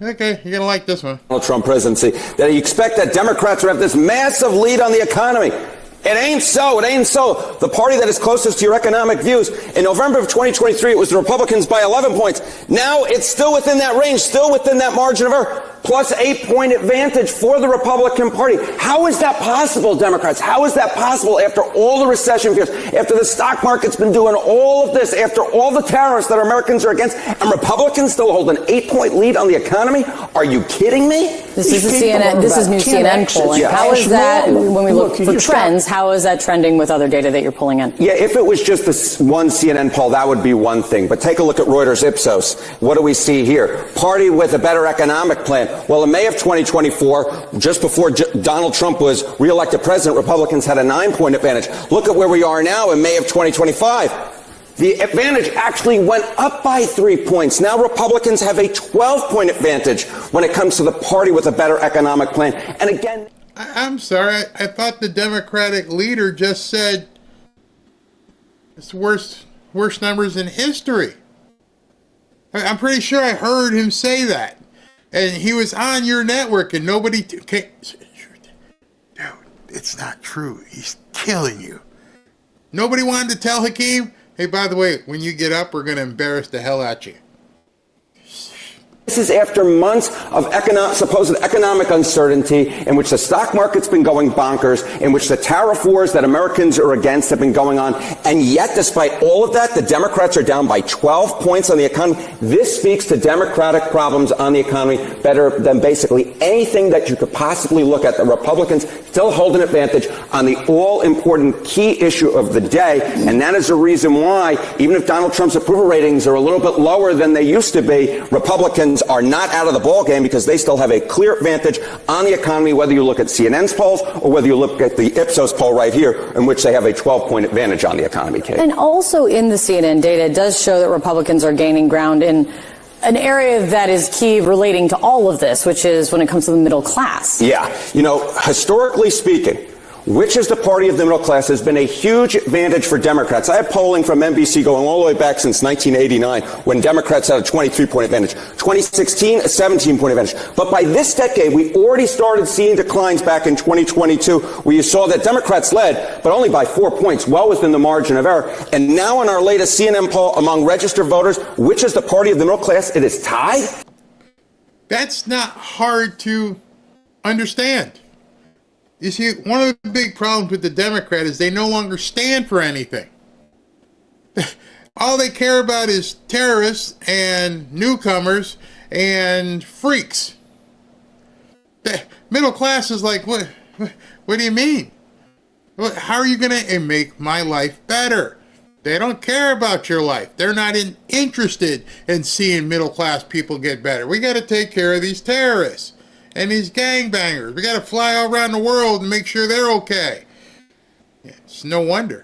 This, I think, speaks to Democratic ills more than anything else. They have traditionally been the party of the middle class. No more. Donald Trump and the Republican Party have taken that mantle away, and now a key advantage for Democrats historically has gone adios amigos, and now there is no party that is the party of the middle class. Republicans have completely closed the gap, Kate. All right. There's a lot of messages and a lot to be learned from these numbers and this data. It's good to see you, Harry. Nice Thank you so much. Still ahead for us. An athlete takes home the poll also asked. All right. So now another panel on CNN, haven't seen the data from these last two polling segments, now has a reason. They know the reason why the Democrats are having problems. Listen closely as they explain to you what exactly the problem is for the Democrats. Which party best reflects their view on a range of issues. And when it comes to crime, the economy, immigration, Republicans still hold an advantage, although actually those numbers are starting to slip. How did you think about this poll as you were looking through? I couldn't help but be reminded about a big problem in my part of the world, the econ part of the world. We can't get a clean read on how consumers feel about the economy because the data has been infected by partisanship, it really in an unprecedented manner. So, meaning your partisanship reflects whether or not you think the economy is good or not? Do people think the economy is not doing well, or do they just not like who's in the White House? This is a huge problem right now, and it's making it impossible to get that clarity that economists like to see about how consumers are doing. Do they intend to spend? Makes it impossible to forecast. Because we also Imagine what she just said. Hey man, I know the numbers look really bad, but the problem with it is that we got too many maggots.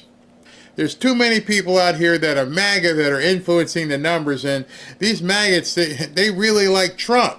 And so since we keep polling these people, it's infecting the numbers. She just said that. She, instead of realizing at this point, these people are about 10 exits past normal. Look, you just got to try harder not to suck. I mean, that exactly is it. Try harder. No, now they're fine. Well, there's too many people who like Trump. Really? So that's the problem. Not that people are living better lives, not that egg prices are down, 65%, not that gas prices are down, not that food prices are down. It's too many people responding who like Trump. That's our problem. We can't find that hole of people who hate Trump. That's who we need to be polling, because every time we dial a number, hey, how you doing? How's it going? Hey, it looks good. Oh, sorry, we don't want you, Jim Bob. Hey, how you doing? Hey, how you doing? Yeah, I'm from Tennessee. Oh, no. What's up? What's up? I'm Leroy. What's up, man? Oh, yeah, that Trump dude, he's doing all right. You too, Leroy? Yeah, him too. They can't find people that they can poll because people are beginning to enjoy life. And so now they're saying, it's just the wrong group of people. I need to find a new dictionary or a phone book so we can get the people who don't like Trump. Then we can report you numbers that aren't really real, but at least we can say Trump's getting horrible numbers. I got to change my whole database. I need to find Trump haters. She just said that. She literally just said it's too partisan. Well, when you get the phone numbers and it says this many black people, this many white people, this many Hispanic people, this age group, this economic group, and you start calling, it doesn't say, these are maggots. Nope, it just says people. And you're pissed off because you can't find that pocket of Trump haters. Here's an idea. Why don't you just poll students at Harvard or something? Yeah, that might be it. Or people who watch The View. And if they don't watch The View, then don't talk to them. Because then you get the numbers you actually want. Because you don't want real numbers. I never get polled. I've done it many times here. And people are like, nope, never been polled, never walked this planet for quite some time, and have never ever been polled. And now they're at a point where they're trying to tell you that the polls are wrong because we can't get nonpartisans. We get too many people who like Trump. What? That's I can't even. They reached out to the Dem. Where'd that go? They reached out to the Dem list, but they're all MAGA now. Yeah, they tried to call people like, yeah, hey man, that Trump dude is kicking butt. We're looking good. Oh man, we got the wrong list. How do we find these people who don't like Trump? That's what we need to be calling. They're too partisan. I've never heard a pollster say that. I have never, ever heard a pollster ever say that. That's absolutely insane. MAGA is, yeah, who said that? That was, sometimes these things go so fast. It says MAGA is the majority right now. It was Captain Danny. Hey, Danny, how are you? Yeah, MAGA is the majority now. Dems are in panic. Absolutely. Yeah, let's see here. Never polled. I am completely MAGA. You guys are right. Man, we just brought out some serious trolls today. Must be doing something. Maybe they're looking at the rankings of podcasters and stuff and saying, hey, we need to go ahead and trash this guy's audience. All right, so hold on. I got the text from the wife, so I have to look at this. Okay. All right. It said bad weather approaching. She's out on the road. George posted something very interesting. George and Elon Musk both posted something I want to bring to your attention. And then I'm going to get to the interview with Representative Andy Ogles. George posted this bit of good news. Maybe CNN won't like it.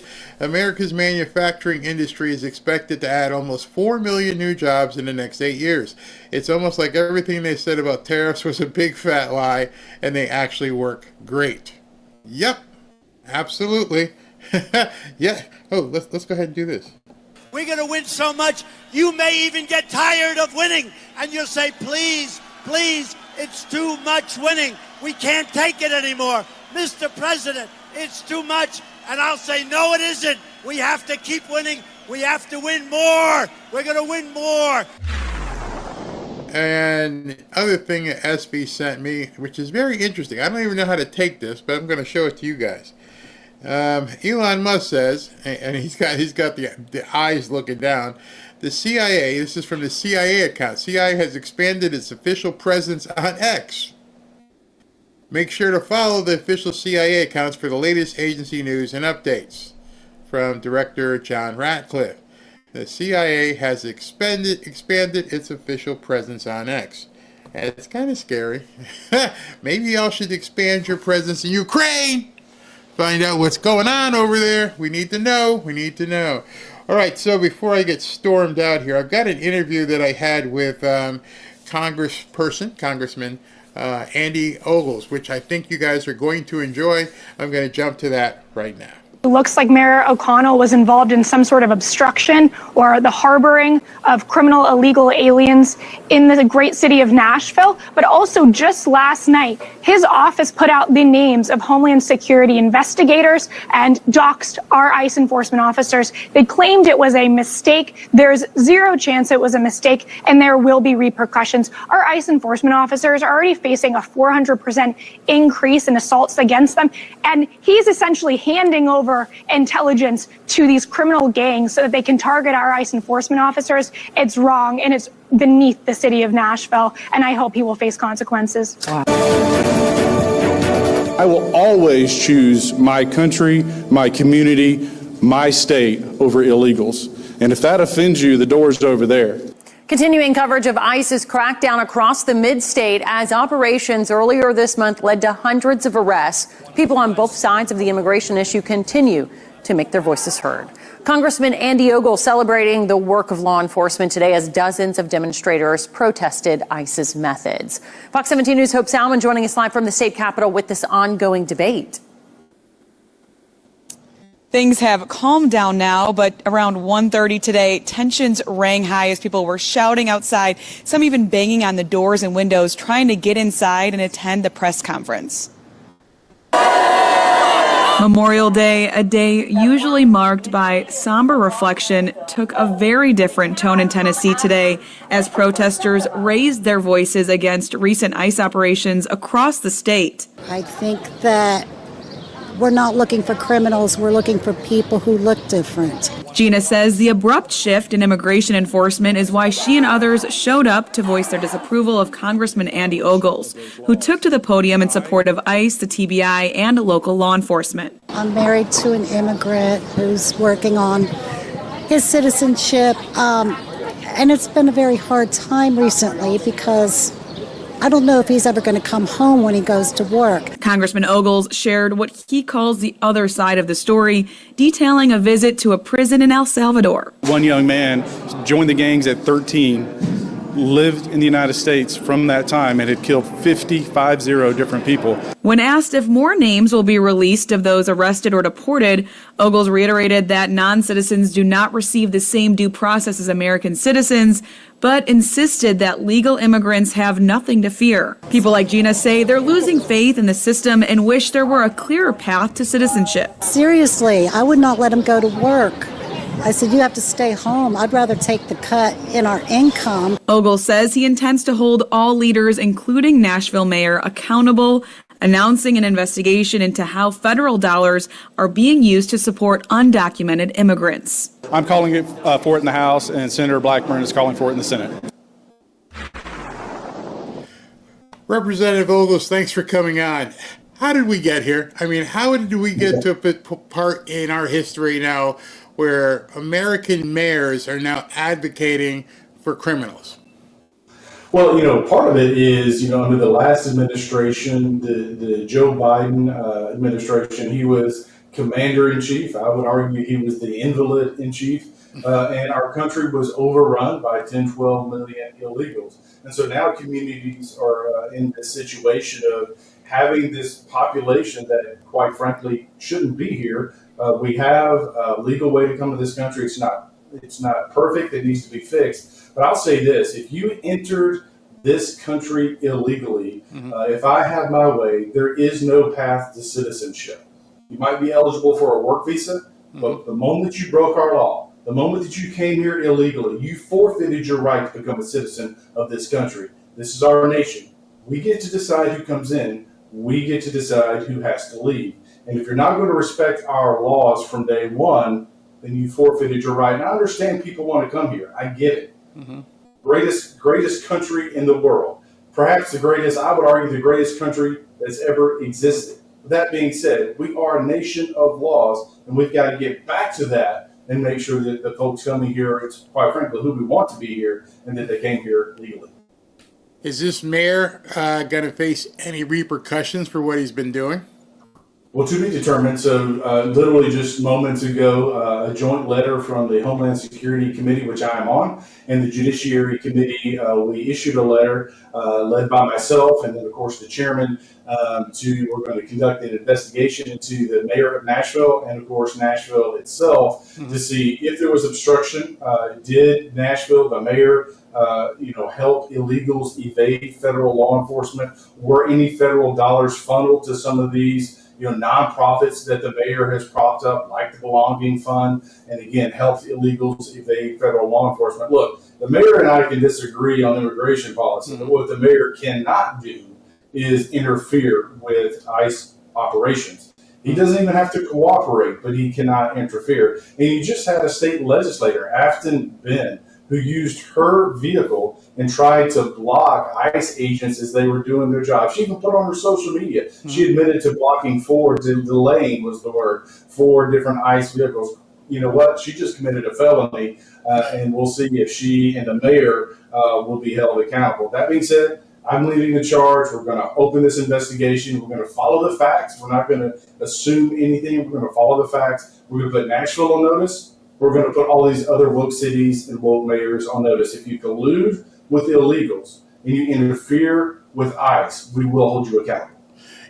One of my former business partners was from Knoxville and used to go up there for the football games. And you considered Tennessee, Alabama, at one time Georgia, to be solidly red. What has happened in these somewhat expected to be red states like Tennessee, where there's these little havens of insanity?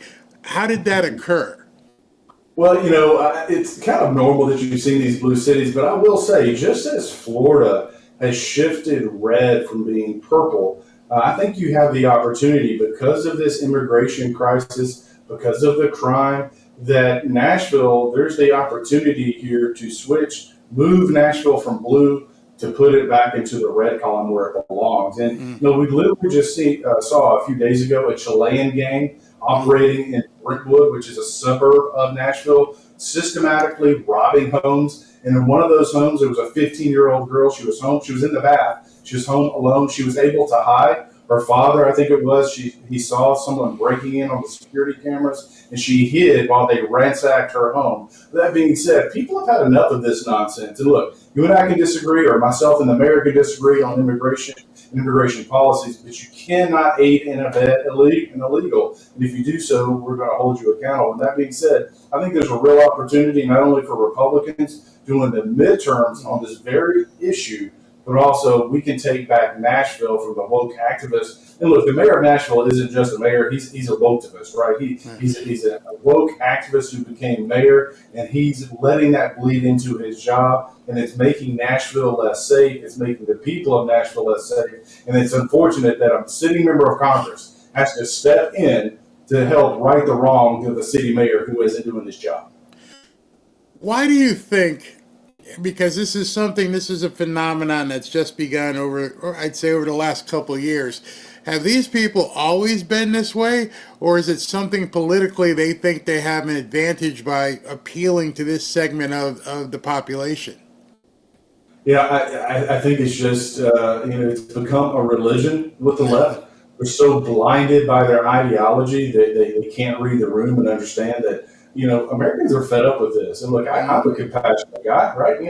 I'm a hard charger, but I can be compassionate. We also have to follow the laws of the land. And if you're here illegally, you should have come here the proper way.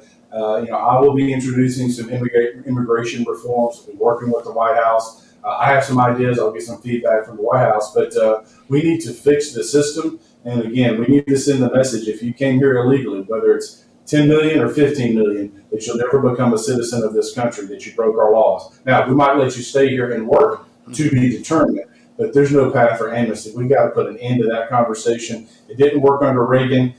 He offered amnesty, and what did we see? We saw an invasion since that time.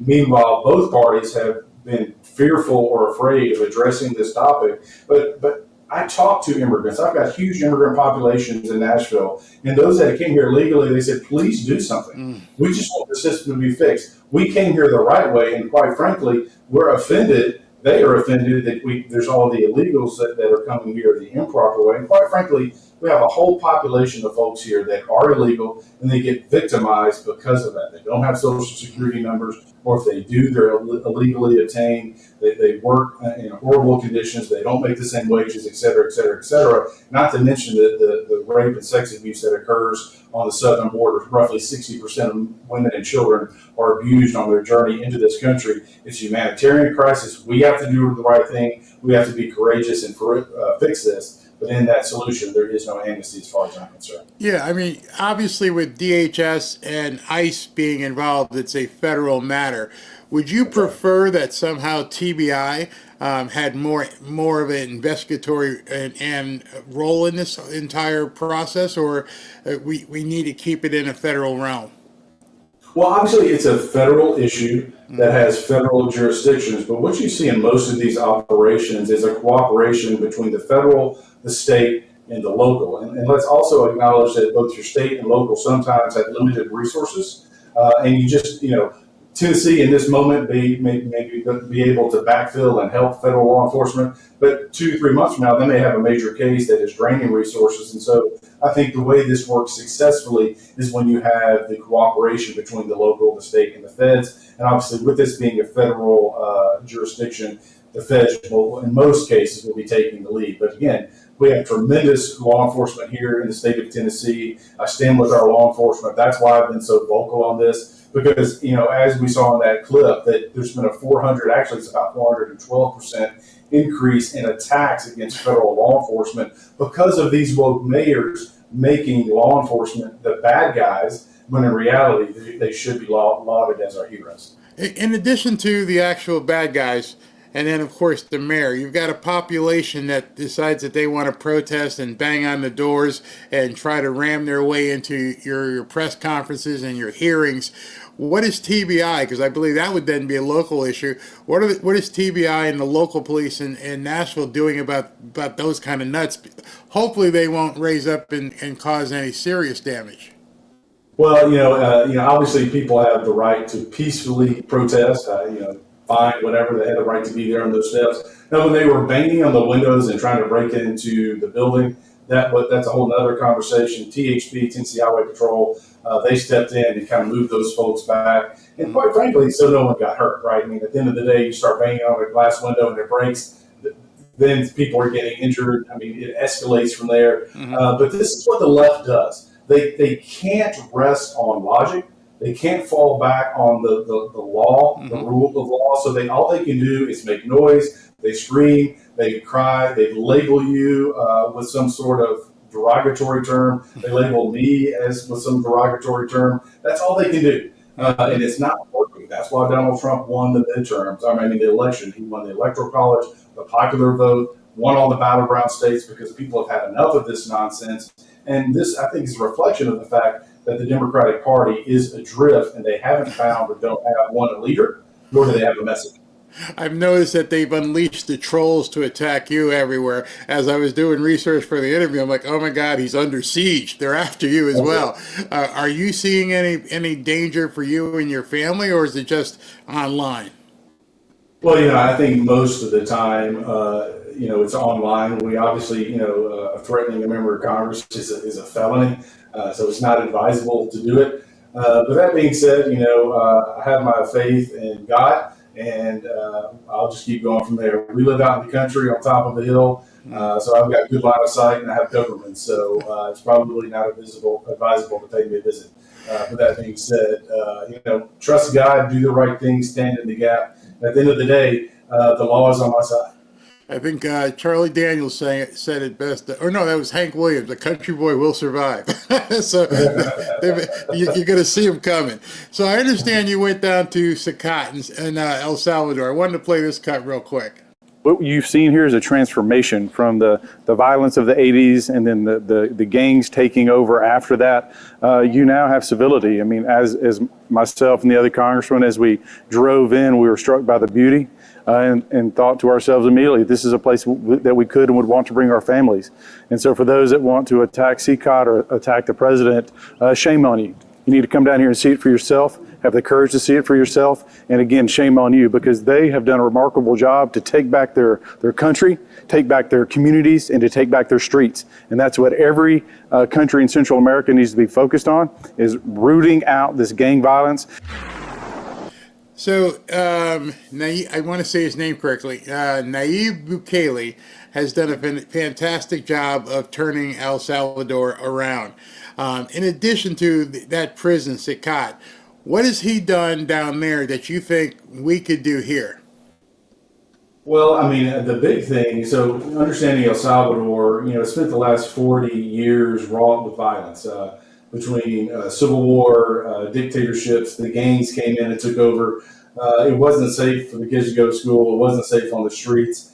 And Bukele was elected, and he implemented a zero tolerance policy with the gangs. If you're a member of the gang and they catch you, it's a minimum 20-year prison sentence. And so zero tolerance. But what he's done is these people that were terrorizing the communities and the country, quite frankly, he's put them in jail. And so as a white boy, Southerner in cowboy boots walking through the streets of El Salvador, I felt safe. And the people were glad to see us there, right? And I think El Salvador really has, just as Nashville is the jewel of the South, I think El Salvador has the opportunity to be the jewel of Central America. Beautiful, beautiful people, beautiful country, beautiful beaches, and they have a lot going for it. And one of the things that Bukele is doing, he's investing in education.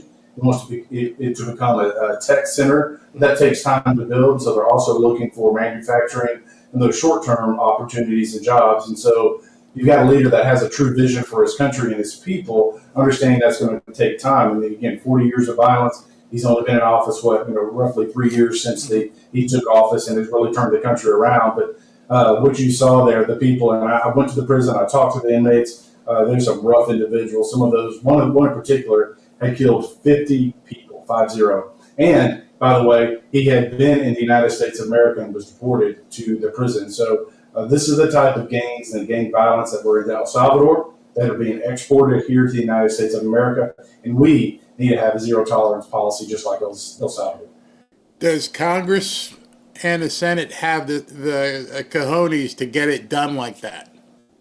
Well, it never hurts to try. I'm not known for backing down from a fight. So, we'll push forward. We'll try to do the right thing to secure our streets. And look, I'm a member of the Homeland Security Committee. I received a classified briefing, so without going into details, what I can tell you is the distribution networks that the cartels out of Mexico have, the gangs out of South and Central America have into the United States of America and into virtually every major city in America would rival, say, FedEx. I mean, and so we have the ability, we have the opportunity, the skill, the surveillance capability to break those networks. And I think under Trump's leadership, under Pam Bondi, Cash Patel, and all of the others, the team that the president has assembled, we can and will do that. Was watching an interview with Tom Homan. I think it was yesterday. You could actually see the frustration on his face because at the mathematical rate that things are going, it would literally take forever to get, as many of these people out of the country as possible. So people have begun talking, and I've talked to Colonel Douglas McGregor and a bunch of guys from the FBI, local law enforcement, and what's been bubbling up lately is the urge for President Trump to suspend habeas. What are your thoughts on that? Well, to be determined. I mean, obviously we want, keep in mind, when you say due process, that means different things depending on whether or not you're a U.S. citizen or if you are here illegally. So due process for an illegal might include expedited removal. And so I think, under the expedited removal provision, there's the opportunity to deport a large number of people rather quickly, still keeping intact due process. But, at the end of the day, we've got to take back our country and use whatever legal and lawful mechanisms that are available to us. Would suspending habeas be a legal mechanism? Well, it could be, but I would say that's arguably the option of last resort. Yeah, okay. All right, so as much as you made waves about the immigration problems that are going down in Nashville, I think what you said here in this cut is actually getting people they're crazed after they heard you say this. Let me play this for you. So you're willing to break the Constitution and have President Trump have a third term? Well, actually, I have a bill that amends the Constitution, and there's a process by which you can do that. Now, let's be honest, that's a tough and long road. It has to go through the House, has to go through the Senate, it has to be ratified by the states. But I think what it does is it forces a conversation when you juxtapose the Trump administration, his vision for America, versus the failed policies of Joe Biden and what he did to the economy and international trade. Yeah, I mean, the bill made a big splash when you first launched it. What kind of reception have you gotten from colleagues on that bill? Again, it's one of those, it forces a conversation. We have a lot of support in the House. We haven't pushed it aggressively, quite frankly, because we've been working on reconciliation. But, that being said, we all acknowledge the fact that getting it through the finish line, getting it ratified by the states would be a challenge. But it forces that conversation to say, what vision do you have for America? And I think the Trump vision is clearly what the American people want. It sure does. Meanwhile, Congressman, big splash is an understatement that she made there. Now, obviously, I think you realize this is a tough road there. It probably never happened. So with that being said, other than forcing the conversation, what's the objective for putting that out there? Well, one, it does make the left, it makes their heads spin and their eyes turn green and red. I don't know. But but again, it forces that conversation. And I'm fully prepared to push this and drive this in the House and get the votes to make it pass. That being said, it does force that conversation between which vision for America do you align with? Do you want a strong America under President Trump? Do you want to reset trade where now we, the American people, aren't being taken advantage of by China or European Union or whatever country there may be?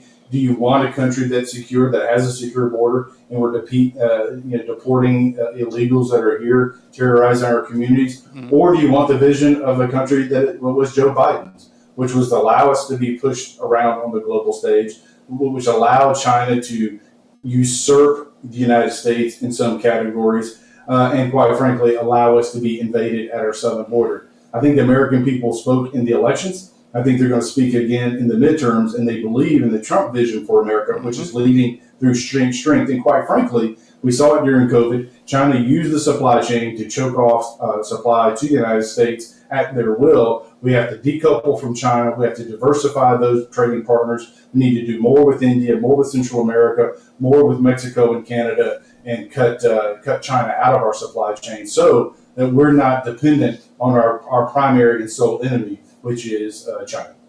Now, speaking of China, President Trump, I don't know if you've seen it this morning, he posted something that he tried to accommodate China, basically, and that China has not held up their end of the deal.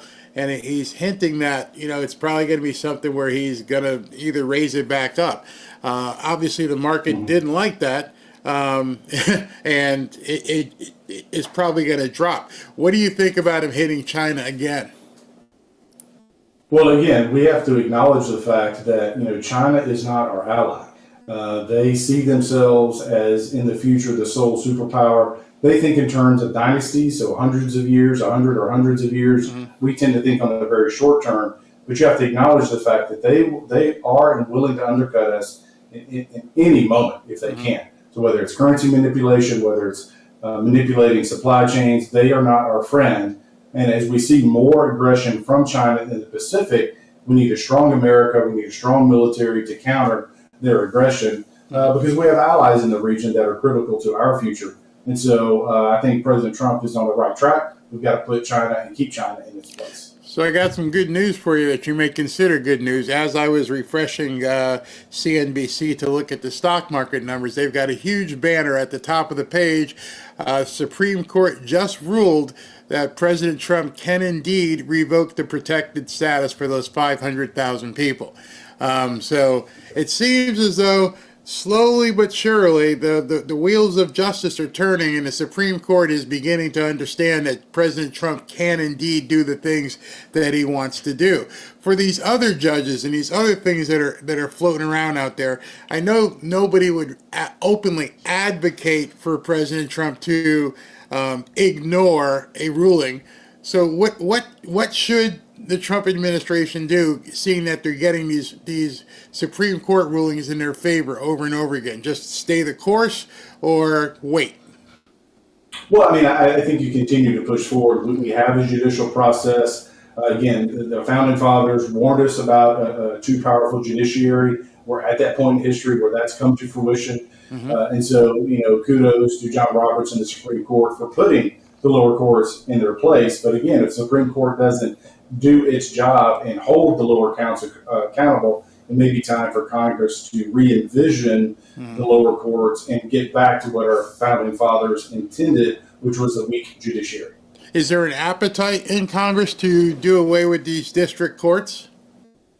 Well, to be determined. I mean, I think what happens, I think politics in general is about timing.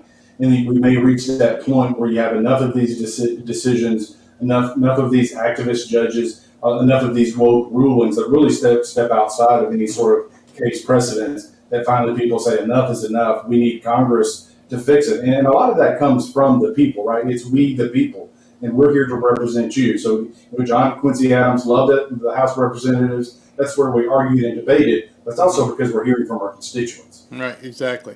All right, last question. I don't want to take up too much more of your time. Today, President Trump at 1:30 is having what some think is the final press conference of Elon Musk's involvement with Doge. How is Congress from this point going to work to codify those cuts that Doge recommended? Well, first of all, thanks to Elon Musk.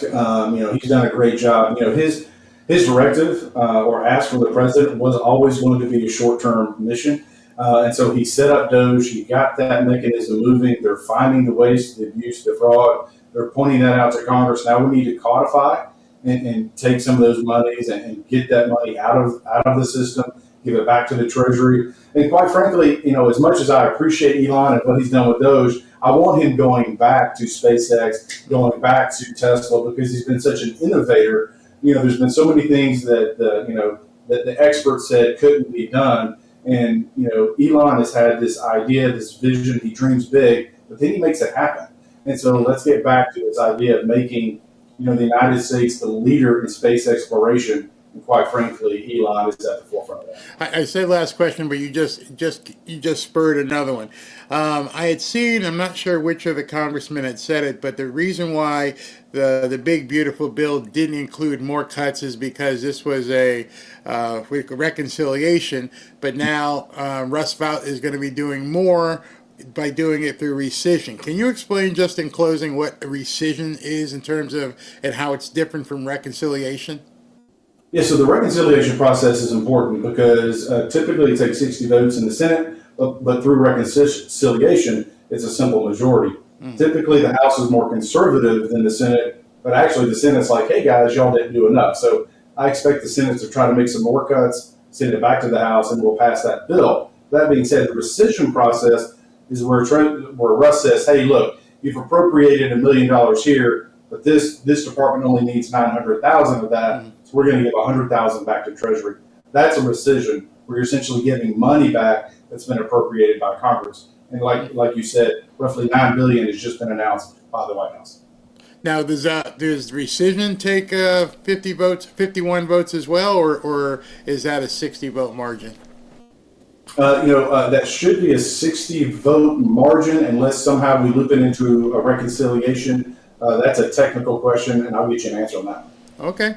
Well, thank you very much for your time. Keep up that fight and do everything you can to keep people who aren't supposed to be here out of this country. Thank you very much for your time. I look forward to seeing and following your fight about getting Trump a third term.